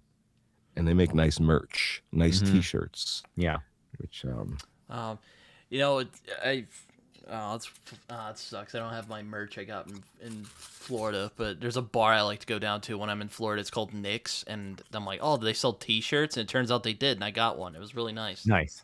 So favorite bar T-shirt is a good one. Yeah, like they have like karaoke there on like the weekends, and it's awesome. So there you go. From like 9, it's great. Yeah, no, it's a fun place. Yeah, I'm like, oh great, they got T-shirts, because I'm a T-shirt guy. I don't fucking like wearing those long sleeved, you know, sweaters or nothing like that. Like, just give me a T-shirt, I'll be good to go. they're pretty perfect. Yeah, no. My favorite bar had a T-shirt, but it pissed me off because, like, you ever see a T-shirt where it's got a design that you think is really cool and you want it to be on the front of the T-shirt, but it's on the back of the T-shirt? Oh yeah. Yeah. So I never bought it, but it was for this this bar in Frenchtown, New Jersey, and it said like, "What is this madness?" The Rat. The name of the bar was The Rat. Mm-hmm. Coming back to the theme here. Whoa, a rat. Mm-hmm. Oh yeah, inadvertent, but fortunate. What kind of bar name is the Rat anyway? That sounds super like. I think it was called like the Rathskeller or something like that. Oh yeah, okay. Oh, okay. Yeah, and the locals shortened it. There's a radio station in New Jersey called The Rat, W-R-A-T. W-R-A-T, The Rat. Yeah. It's like the Shores rock and roll option. I don't know if that's really what they say, but yeah. Yeah. I guess people name things after. I don't know. I guess. Yeah, rats, well, when I think of like the rat, it makes me think like it's super like unsanitary in there. Like, I Yeah. guess it's good if Mikey's seal of approval, you know. Yeah. Yeah, I mean, I can't speak to its cleanliness, but it's Yeah. it's gotten cleaner over the years, but it's not the same bar. Like the Yeah. quality has gone down. Right. It kind of got bougied out. Like somebody bought the place and it totally changed management. Mm. I don't even go there anymore. But back in the day, it was really just like a basement. You ever been down there, Ray, in Frenchtown? You walk down the steps and you're just in like a concrete basement with a big fireplace, concrete floors, Yeah. bunch of locals hanging out, cheap beer. It was a great place. But then I think it changed owners and now it's sort of like the tourist trap sort of thing. Very expensive cocktails with like frou-frou ingredients. Things are muddled. They should have opened up another version. Yeah, like of the upstairs. business upstairs, and the locals get like the things. That's Yeah. the thing. You gotta like, I don't know. Think about the locals. I mean, I don't really go out and drink all that much. You know, it's funny. I was talking with another guy the other day on my podcast. His name's Brian. We were talking about, you know, like, you know, Hemingway and all this other like history and stuff. And I was like, you know, like, I don't know if it's just my generation or just people I hang out with, but like drinking, like going out and drinking isn't much a thing anymore. Like it's not like cool anymore. Like everyone like wants to go and like smoke weed or like do with psychedelics or something. I don't know. Yeah. For the best. Can I make a recommendation? If you're going to drink, I recommend drinking alone at home. It's it's underrated. Like just getting totally shit faced just by yourself. Just doing the things that you do. Throw on a record, you know, play with your cat, just get shit faced. Yeah. Yeah, That's not how I drank when I was still drinking. That's not how I drank. I always drink in public, but see, that's where all of my public mistakes happened. Yeah. And you yeah, know, like in those smoking moments. weed seems to be like the thing now because like you know weed got legalized in a lot of places. I don't know if it's legalized where you guys are at, but That's a good question. Yeah. We don't quite know. We don't quite know, but usually it's going down wherever I'm at. yeah, I remember how my parents. I remember how someone, I think it was either my parents or an aunt, were like, okay, you know, apparently weed's legal in Oklahoma now, but if like a federal guy pulled you over, you would get arrested. I'm like, what federal agent would like just pull you over for speeding? Like I've never. Yeah. That's always a weird. FBI, you were going 75. Yeah. It could be any, you know, it could be the DEA. I feel like they have like different. I feel like you have like FBI. different. I feel like they have like better things to do with their time than pulling people over. Yeah, you were talking about New York before. That's something that's changed about Manhattan since the legalization of weed. The whole fucking borough smells like marijuana like 24/7. Like if you get out of your car in Manhattan right now, it all smells like weed, which I've noticed is new in the last couple of years. Yeah. You know, speaking of like great New York novels, I'm actually hoping to read Clockers sometime this year. I don't know when, but I got it, and apparently it's like a great New York novel, and apparently Richard Price wrote for The Wire, so I was like, oh, okay, this guy knows what he's talking about. Clockers is the same Clockers as Spike Lee's Clockers? I think so, yeah. Huh. I didn't even, okay. I haven't, you know, I still need to see more like my parents are always like flabbergasted that I haven't seen Do the Right Thing yet, and like we got to watch that together. It changed my life as a young man. It changed. Like I've seen scenes from it. Like I saw like Giancarlo Esposito. I'm like, hey, that's Gus. What's he doing in this movie? Yeah. You know. I saw that when I was like in middle school, and it like flipped up my whole brain. And I've seen like the scene where he has those big like love and hate on his fists. I was like, oh Yeah. man. I don't know if Mikey or not- Ray have ever read Clockers or seen the Spike Lee movie. I've seen the Spike Lee movie a bunch of times. I haven't. Sounds interesting. I've heard of the book Yeah. and I've heard of the film. Yeah. Yeah, I love Spike Lee. Yeah, That's I've Spike Lee. seen Malcolm X from him, which I think is a banger. I think It's that's a banger. It's a great. Yeah. I also love the autobiography of Malcolm X anyway. So I mean, I think those two are nice companions to each other. But Do you feel like, so you read the book and you've seen the movie, how do you feel like the movie holds up to the I still to think what the book I think does? it holds up pretty well. I mean, you know, I'm generally kind of picky with biopics now because you kind of notice Like a lot of them do like the Ray formula. I don't know if you guys have seen Ray. If you I've seen haven't, Ray. it's a fucking masterpiece. But like Ray came out and everyone's like, holy shit, Ray's fucking awesome. And then they tried to do Ray again. They try to do it with Johnny Cash after that, and they try to do it. Okay, Walk the Line's pretty good too, but you know, there's a lot of bad ones out there. What's the one fucking John C. Riley's in? That one's actually very good. That's It's like Dewey Dewey Cox? Cox, yeah. that is actually quite good. And it's like him as like Jim Morrison. You're like, what the fuck? Yeah, it's really, really, really good. Yeah. Yeah, it was funny seeing the Doors movie and Kyle MacLachlan plays fucking Ray Manzarek. You're like, what the fuck? Yes, Where'd you yes, come yes. from? Yeah, I liked that movie when I was a kid. Yeah. It was attractive to me when it came out, but I don't like the Doors. You don't like the Doors? I like the Doors. I don't like Jim Morrison. Yeah. You don't like Jim Moore? Okay, yeah. Yeah. But I like the Doors. Everybody else, Robbie Krieger, I like Ray all Manzarek, great musicians. the Doors like conspiracy theories. Have you gotten, Yeah. have you gotten, have you gotten That's all annoyed fun. with the Lizard King type of stuff?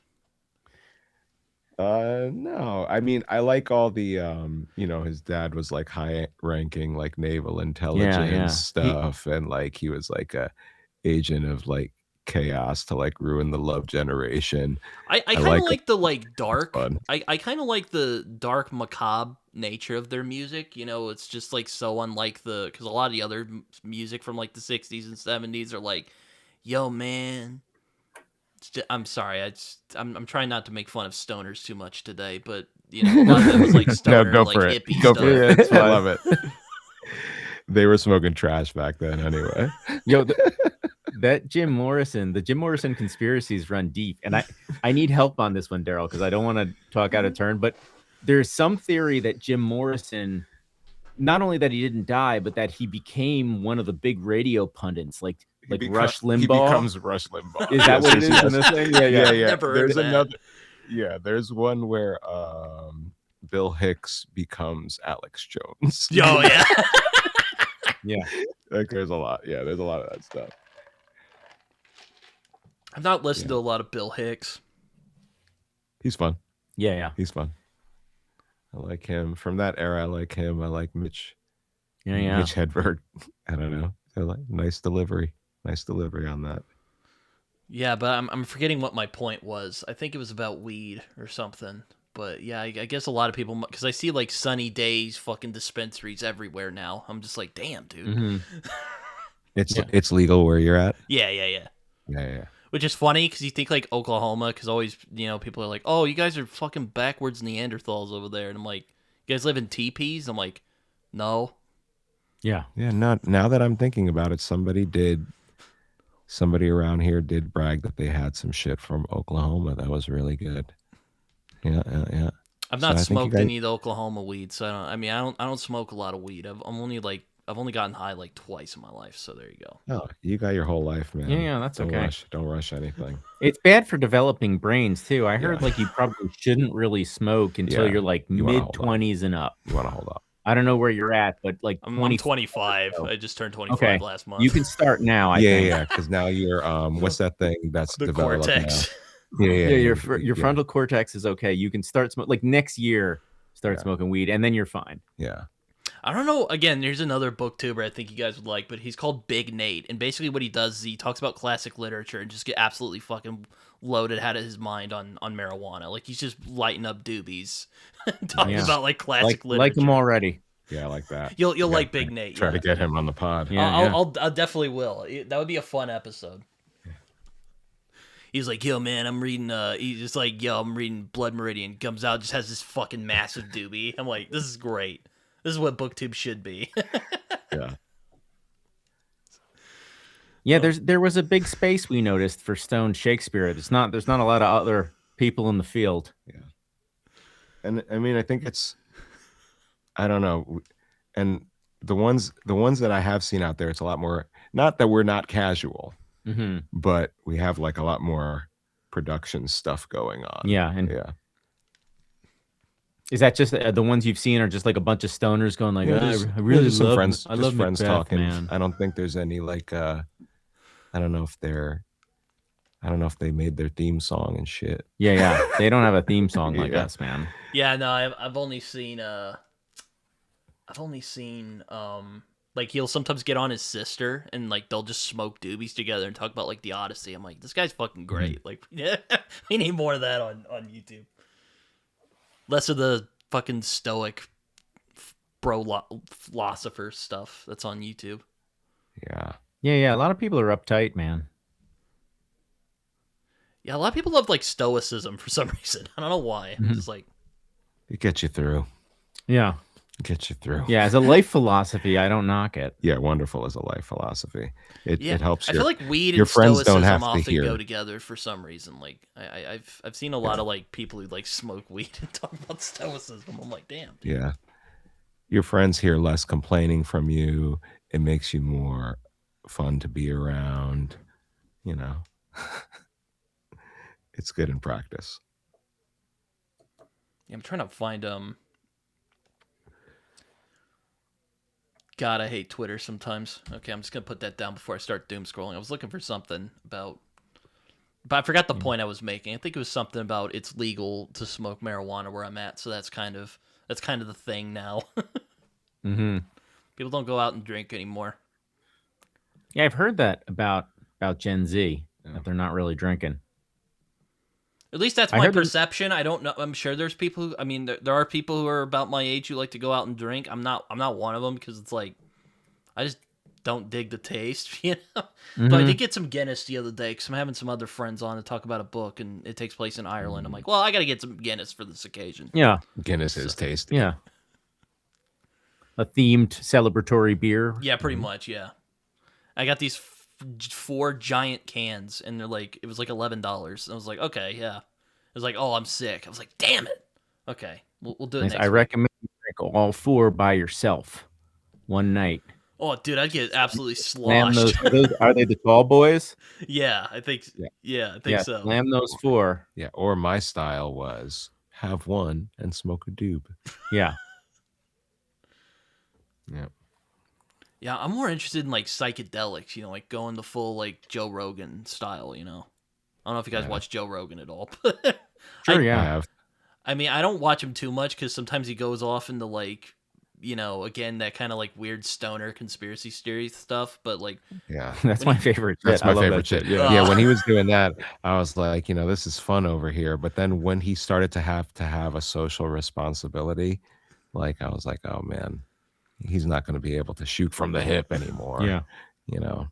Yeah, he's Yeah, like- definitely more careful. Yeah, I like when he had like what's the name of the guy who does the he wrote pure something of the gods. Pure Chariot of the Gods? Chariot of the Gods.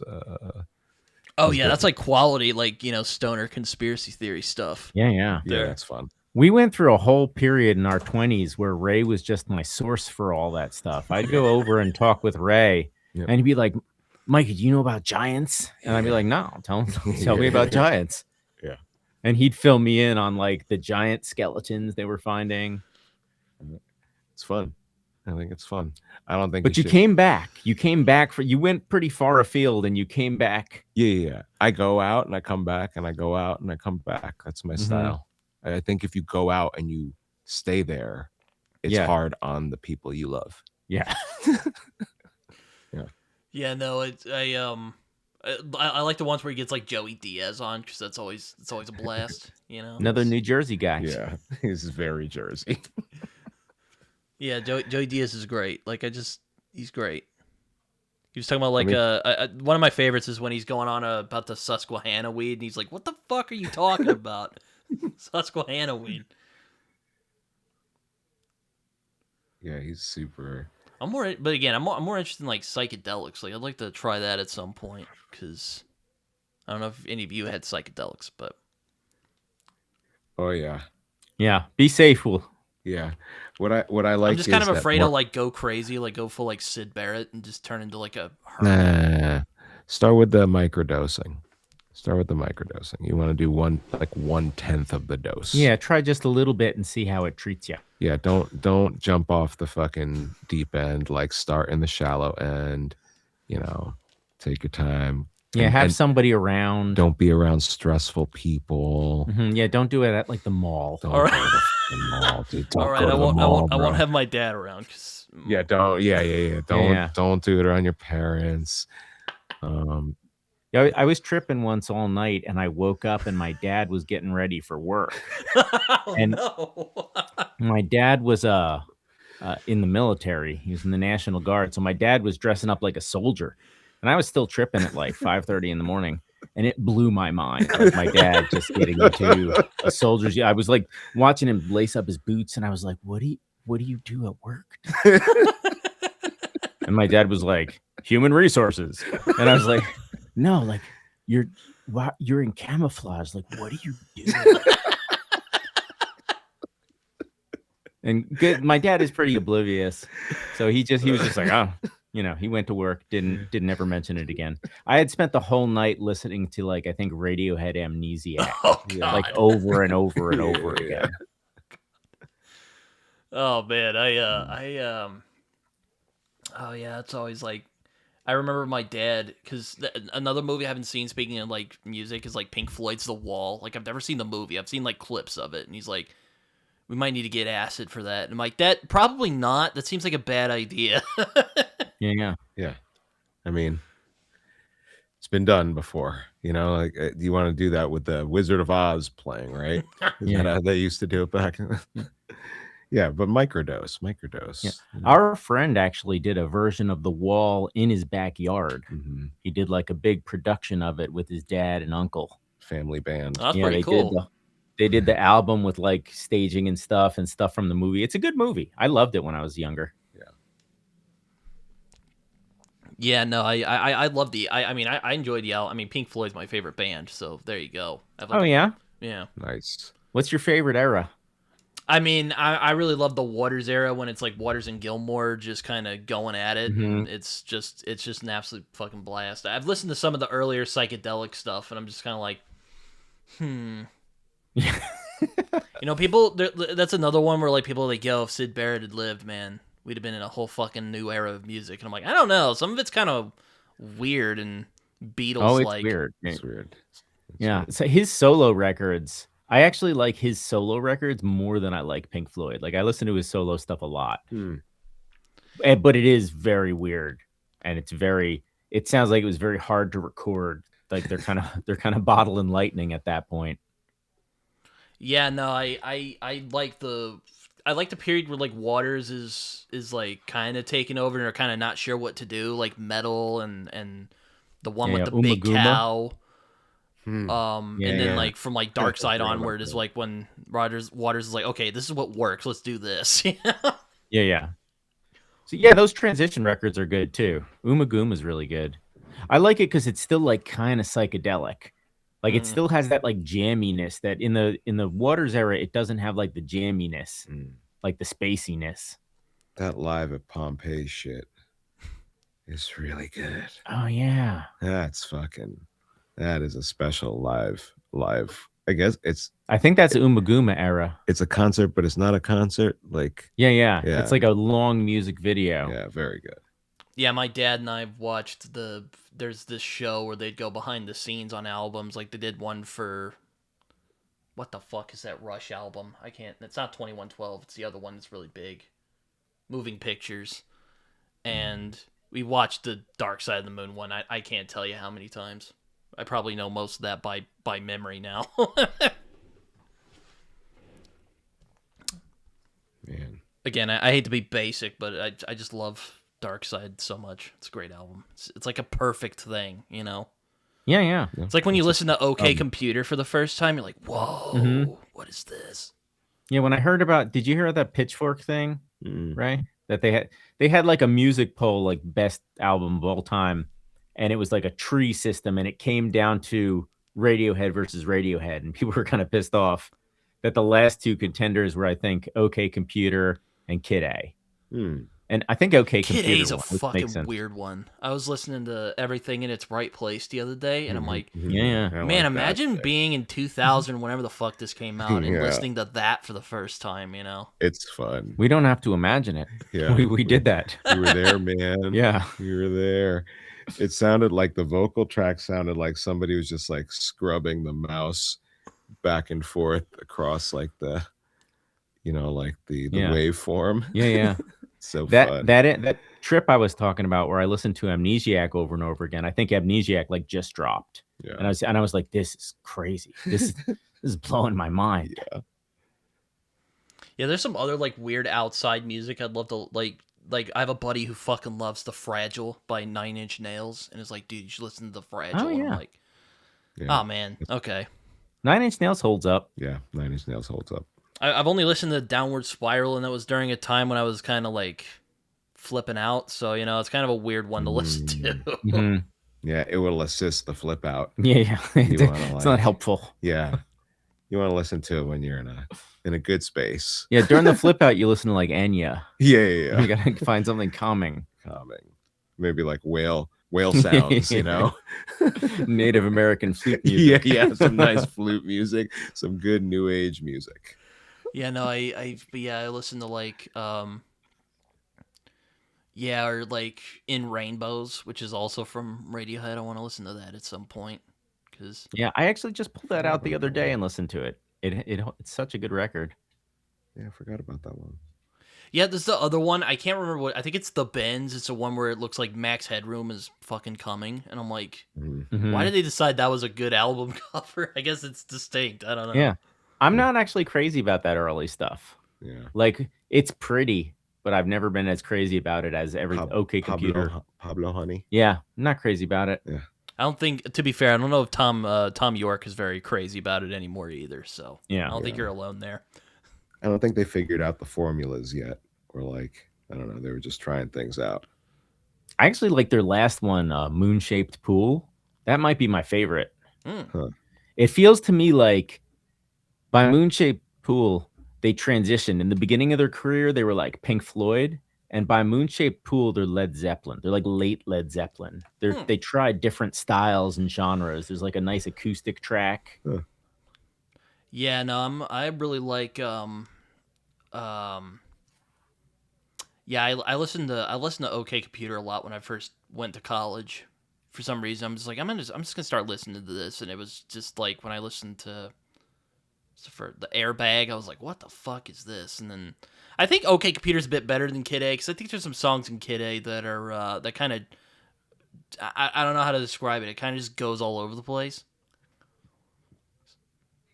I was arguing with my girlfriend last week about Radiohead because I had the thought, were they the last rock band, like the last of the great dinosaur size rock bands?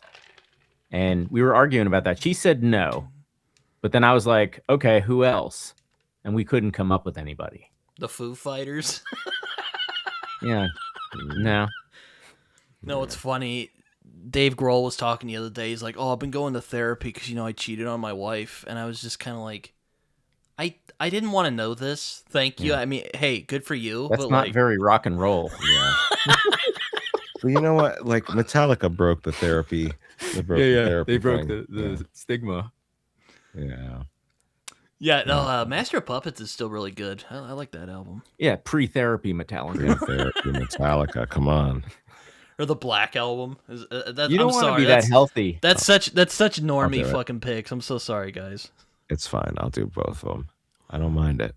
They're like the classics are classics for a reason. Mm-hmm. You know? It's like a friend of mine's like, "Oh, you like Dark Side of the Moon?" I'm like, "Yeah, it's my favorite album." It's like, "Oh, of course, it's your favorite album." Yeah. Like, it's a perfect album. What do you want me what do you want me to say? Yeah. Let me just pull out that weird Sid Barrett one where he was doing a shitload of acid. Like, that's a great one. Yeah. That's what I pull out. Yeah. I love that stuff. Yeah. I think about it from like DJ perspective and like what gets people going, and there's just shit that works. You cannot play Sid Barrett solo records in just like a public setting to an audience. It's gonna upset some people. Yeah. Yeah, I'm not. I wouldn't be a good. That's why I don't go to parties. I don't want someone pulling out my phone, going like, "Oh, what's this?" And they start playing like a Love Supreme, and they're just like, "What the fuck is that?" Like, no, that's fine now. You can make that work.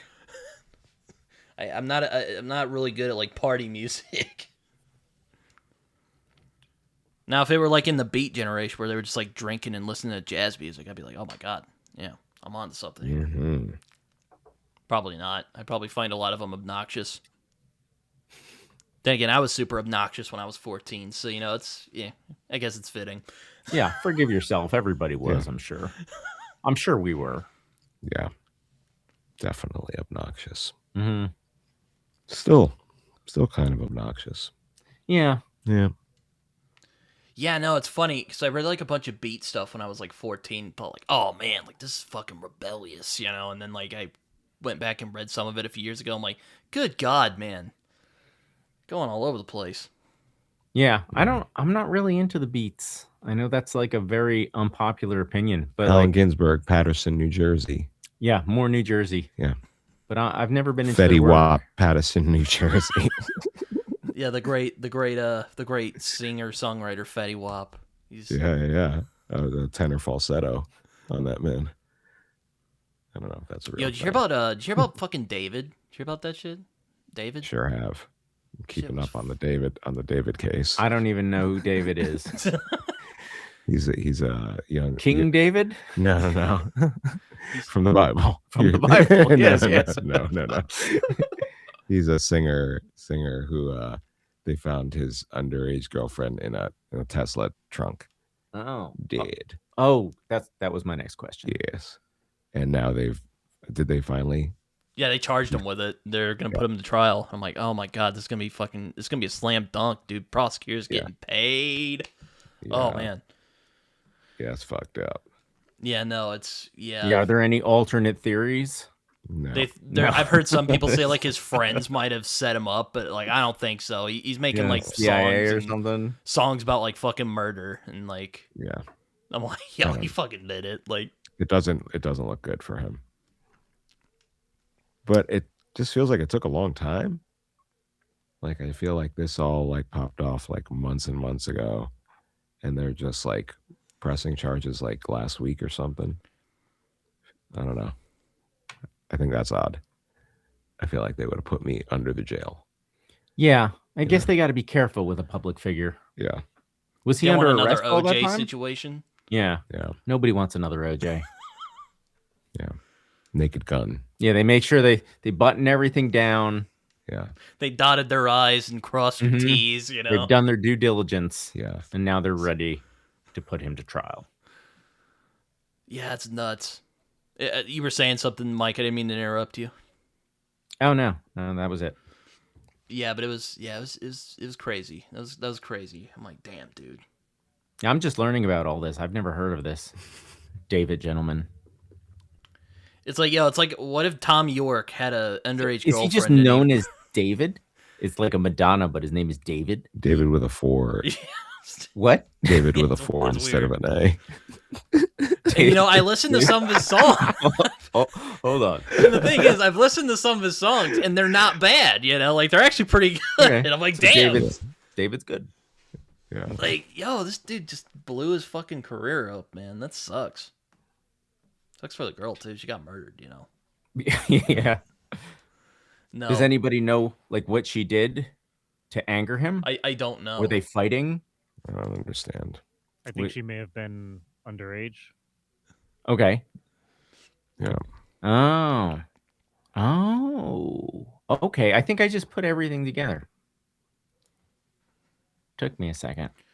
Yeah, or like, I mean, at least like Roger Waters is like ranting about Israel. So I mean, Mm-hmm. you do worse things with your time. He's very consistent with that Yeah. for decades. Yeah. Brian Eno too, I think, right? Mm-hmm. Yeah. I don't Brian mind. Eno's another one I've wanted to get into, but I don't know. I'm afraid his music might be a little too weird. Yeah. Thinking I like He's got Radiohead. a lot of different things. Yeah. Some might be too weird, but some some There's- of his pop records are really good. Didn't he just do a thing with Fred again? I don't know. I believe so. Fred who? Fred again. Fred again. Fred again. Is that with a 4? Fred- This is a Fred with a 3. Fred with a No, 3. no, it's just Fred. Fred again.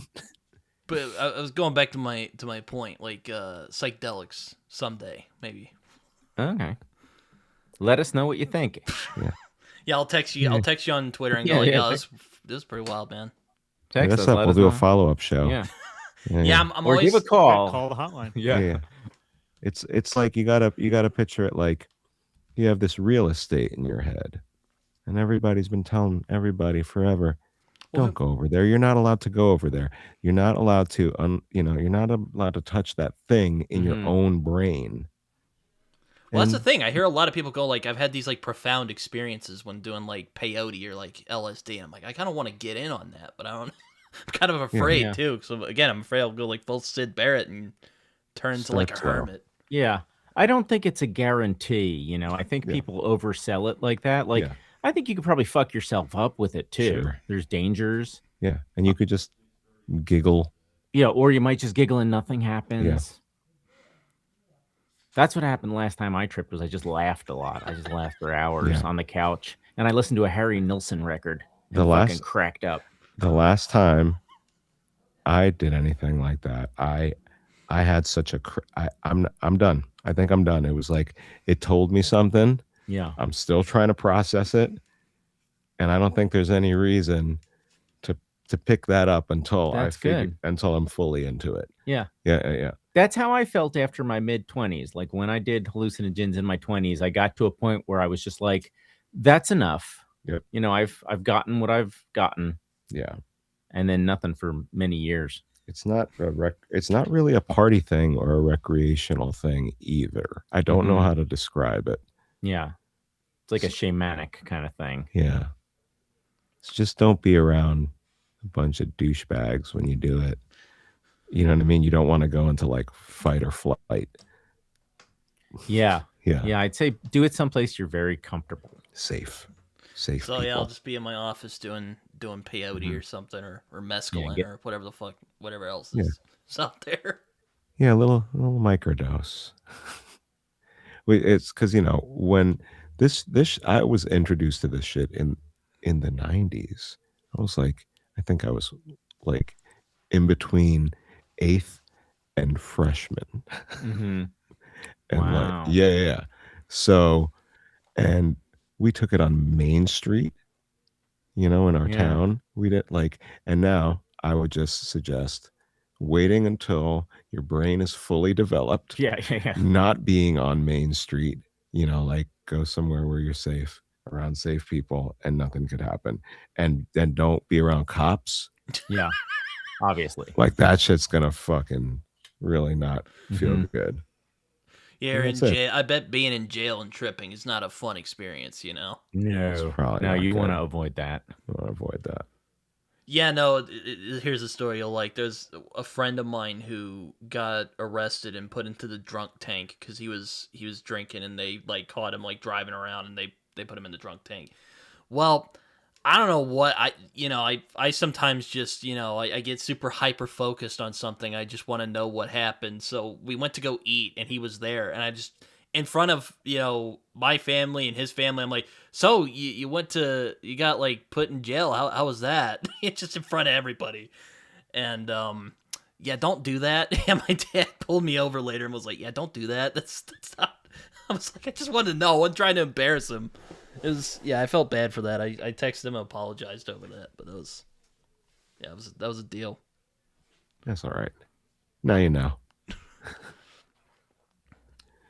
Yeah, and he was all like, well, yeah, it was bullshit. And I'm like, yeah, I imagine so. Hey, Britton, you mind if I run and grab a water and take a bathroom break? Yeah, no, go ahead. Yeah. I'll talk with Ray. Talk with Ray for a minute. You're gonna go pee? Yeah. Great. And then when you come back, I'm gonna pee. Okay. Work this all out. Derril, you don't have to go anywhere? Who, me? Yeah, I thought you had to be somewhere.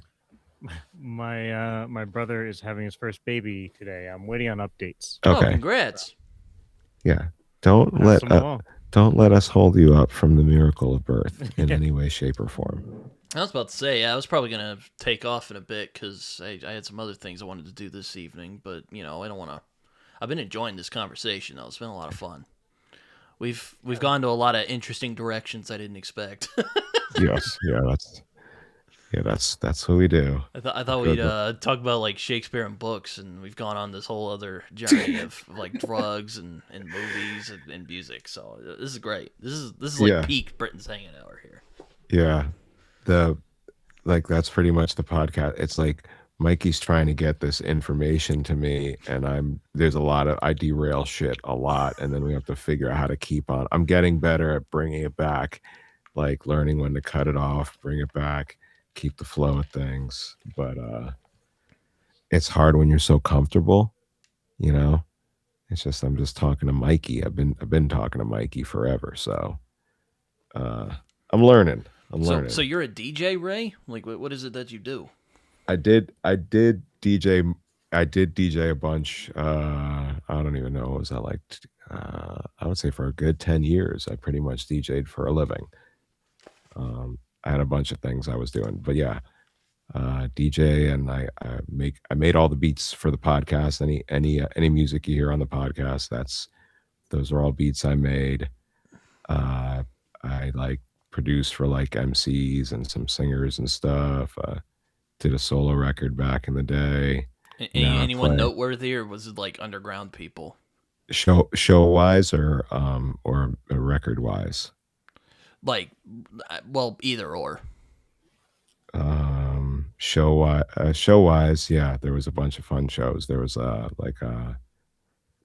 there was one where I opened for Inspect Deck from the Wu-Tang Clan. Oh. There was some South by Southwest stuff that was really fun. There was like weird private parties. Like I remember doing a party with Anthony Bourdain in attendance. Oh, nice. Yeah. I remember, and like knowing he was going to be there and kind of like looking up his musical taste and just like, I'm DJing for Bourdain tonight. I don't really give a shit about any of these other people. Which I think was a good move considering. There was a bunch of like celebrity chefs there that I really didn't know much about, and I think I was really underdressed. But yeah, there was a bunch of shit, and then I've been playing in a band for the last bunch of years with Derril and Daryl's wife Dana and our friend Colin, our friend John, called Last Legs. And just basically being in bands and fucking around with beats has been like my life at this point. Very nice. Very nice. Can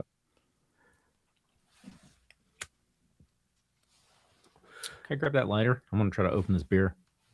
I think I have like a different size lighter that would be better if that's what you're doing. I was asking Ray about I was asking Ray about what he does, doing DJ stuff. Oh yeah. Ray is a musical prodigy, I feel. So how did you become a literature professor, Mikey? How did I become a literature professor? I went to grad school. I used to have an office job in my 20s, and I went to grad school because I was a writer. I've always been a writer of fiction. And I just kind of wanted to get closer to that. Hang on a second. I'll do that while you're answering a question. Okay. Sorry, I was opening my beer. I wanted to get closer to literature. I wanted to write more. So I went to grad school, and then I started adjuncting, teaching kids how to write while I was writing. It's a good gig for a writer because your classes can be concentrated, and you're going to work only a couple days a week, and the rest of your work is kind of flexible. So you can. For me, I write in the morning, and then I could do my schoolwork at night. So it just worked out.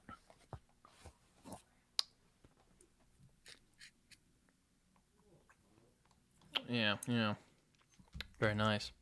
Well, I mean, I aside from the obvious, like you went to like school for it, and then you're like, oh, I guess this is nice.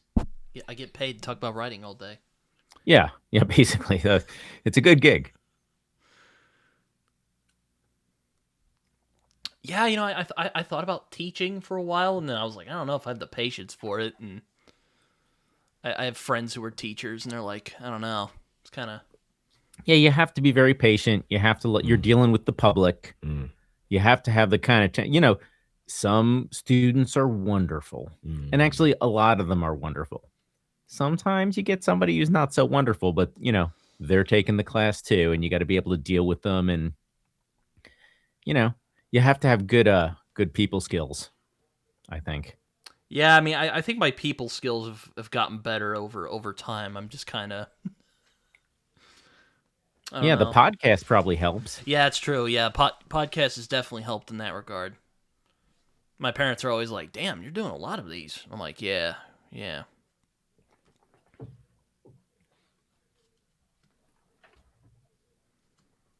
I was going to do one tomorrow, but the guy's like, oh, well, school's kind of... Because he's a teacher, funnily enough. Mm-hmm. And he's like, oh, yeah, school's kind of busy right now. And I was like, damn, I was looking forward to that conversation. He's like, Yeah. He's like, maybe in May we can do it. I'm like, okay, I'll contact you at the beginning of the month. And we'll figure something out. But yeah, I was kind of like, I mean, damn. it's probably the end of his school year. Yeah. Yeah, no, I was like, damn. I was looking forward to that. Which we're still gonna do it, so it'll be fine. But yeah, it's just kind of like, dang, I was looking forward to that. Mm-hmm. It's like I was looking forward to this, and then would have sucked. Been like, something came up. I've been like, dang. Yeah, sorry, we were an hour early. We were an hour early. We were both an hour early and completely broken. Yeah. Yeah, no, it was like it was fun. It's been a fun show. I was telling Ray, I'm like, yeah, this show's gone great. I thought we were gonna talk about like Shakespeare and books most of the time, and it's like, no, we've gone the whole journey. Drugs and movies and music. It's been a good time. Yeah, that's what we do when we do this. We digress a lot. We let the conversation take us where it may. Smoke doobies. It's good. I mean, I'm not smoking any doobies. I think you guys are smoking doobies. I could be wrong. Allegedly. Yeah. Supposedly. Alleged doobies. Alleged doobies. Yeah, I cracked a beer because I was getting a little dry. Yeah, no, I was drinking Diet Coke earlier. I'm like, I'm so boring. I'm just here chilling, bro. Work at a radio station though. That's interesting, isn't it? I don't know. Yeah, that's fun. Drugs and beer don't make it interesting. Yeah, like I knew a lot of kids when I was in school who would do like the drugs and stuff, and I would kind of be like, oh yeah, and they were just really out there. Too early. Too early, yeah.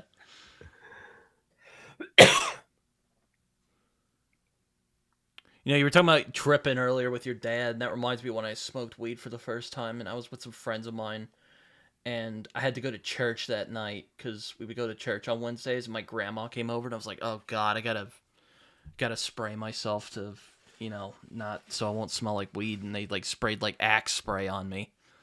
Were you stoned like during the mass? Was this Catholic church? No, this was like a non-denominational type of thing. So it was like a Christian church. Yeah, it was a Christian church. So, I don't. How was it stoned? I don't know. I was kind of like experience. It was a weird thing because I didn't feel it, and I was just kind of like okay, and then I was like sitting there. I couldn't eat for the rest of the day, and then I tried to eat, and then I threw up, and it was and I went to sleep, and it was over the next day. It was weird. It was really weird. Mm. And like the other time I got high, I was smoking with some people at a lake, and then like it hit me really hard. It felt like I was floating, so I was like, oh okay, I think this is what it feels like, and I went to sleep. It was really nice. It was actually a very pleasant experience, believe it or not. That sounds nice. And me, I'm always struggling with sleeping, so I'm always, because my brain's always fucking going off on different things. So yeah, I struggle with sleep. I sleep like a log. I vanish. Mm. I vanish. I lie down and vanish, and then pop awake. Yeah, full of vim and vigor. Yeah, but you got the whatchamacallit that shows up in the room. Oh, the sleep paralysis. And yeah, shit. And that's what's fucking with my sleep now, because that started. Oh no! It happened to me a couple times. The last time it happened, it had the Melania hat on. Ooh, the hat from the inauguration that Melania was wearing. You mean like the demon that visited you? Yeah. Okay. The demon. Was it a Precisely. Melania Yeah, I remember you Trump-shaped demon? I don't know. I hear it's you. just, it's just the hat. All I knew was the hat was in the room, Yeah. and I had to wake. I had to jump out of the bed. The only way I had to jump out of the bed and run around the room, and everything was okay. But I didn't like waking up to that. That wasn't good. And now it pops in my head that it may happen before I go to sleep, Yeah. and that like Making you nervous. it holds off sleep a little bit. But I've been doing. I say all that to say, I got this magnesium complex that I've been taking at nighttime, and it's been very helpful. Nice. Yeah. Try some magnesium. Yeah, sleep paralysis fell off for me. I used to get it a lot, Yeah. and now I don't. Now just once in a while I have the post-sleep hallucinations. Like I wake up and see something like, and I've always been wired this way since I was a kid. My mom gets this too. Just like you wake up and you'll see like somebody standing in your room, It's or no good. bats flying over your bed. Very bad. Yeah, you get used to it. Yeah. It happened to me 3 times, and I don't like that shit at all. Fuck all that. I'm sorry you had to go through that. And I understand now. No, you get like, I think it makes you strong. Yeah, I guess I'm stronger. I guess, Yeah. I guess You're I'm a little dealing stronger. with true terror. Well, I have some other things I'm gonna do, so I'm probably gonna end it here. But this has been great. Thank you guys for coming on here, even though we started an hour early and getting all the stuff together. It's all fun. Yeah, thank you for bearing with us. Yeah, thank you. It's, And thank you for having us on. Oh, what's yeah. that meme? It's the what hoe a rat is the real what hoe a rat is the friends we made along the way. It's basically how this podcast has gone. Great. But before I let y'all go, if you'd like to share your social media or anything like that, where you guys are doing your thing, or just shill the podcast, you feel free to do that. That's it. Let's show some podcasts. Yeah, I don't actually know what our social media is Well, because it just the works X, on my phone. on X. Yeah, are we just at What Ho a Rat? I think so. I think that's what we are. Because I set this up for Mikey, and then I stepped away. Yeah. It's been running autonomously. I know how to open it, but I don't know much about it. Because I I know type things in the box that are funny. if I do it, I'm not gonna write stuff. I know Mikey's good at writing stuff. Uh-oh. Derril has disappeared, and now I can't hear you guys. Oh dear. I suppose this is fitting. I hope he's all right. Let me see if he's showed back up. No. Oh, there he is. There he is. Hello there. I was doing my producer thing and getting the link to the X so you could read it correctly, and then I accidentally closed the tab. It's video chat in it. Okay. So I've got your audio recorded that you.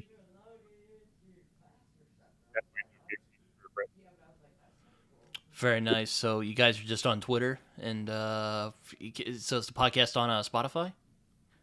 Oh yeah, you can find it. I think everywhere: Spotify, Apple Music.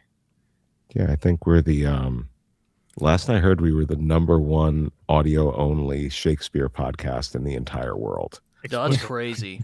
Yeah. That's impressive. Audio only. Audio only explicit comedy Shakespeare Explicit comedy podcast. Shakespeare comedy podcast in the entire world. I don't know. I guess let us know in the comments if you think we're wrong.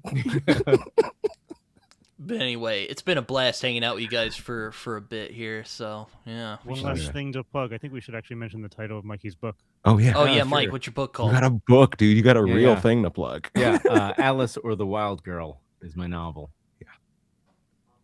So, okay. I'll ask you what it's about when we get off the show here. You can pitch me on it. But yes, this has been fun. You should check out the show. It's a lot of fun. It's been really fun hanging out with them for a while. And Cool. Thank you, man. yeah, hopefully y'all enjoyed it. And thank you to Derril for keeping us on air here. I have been nothing but a problem this whole time. Anyway, well, until next time. All right. Thanks a lot. Later.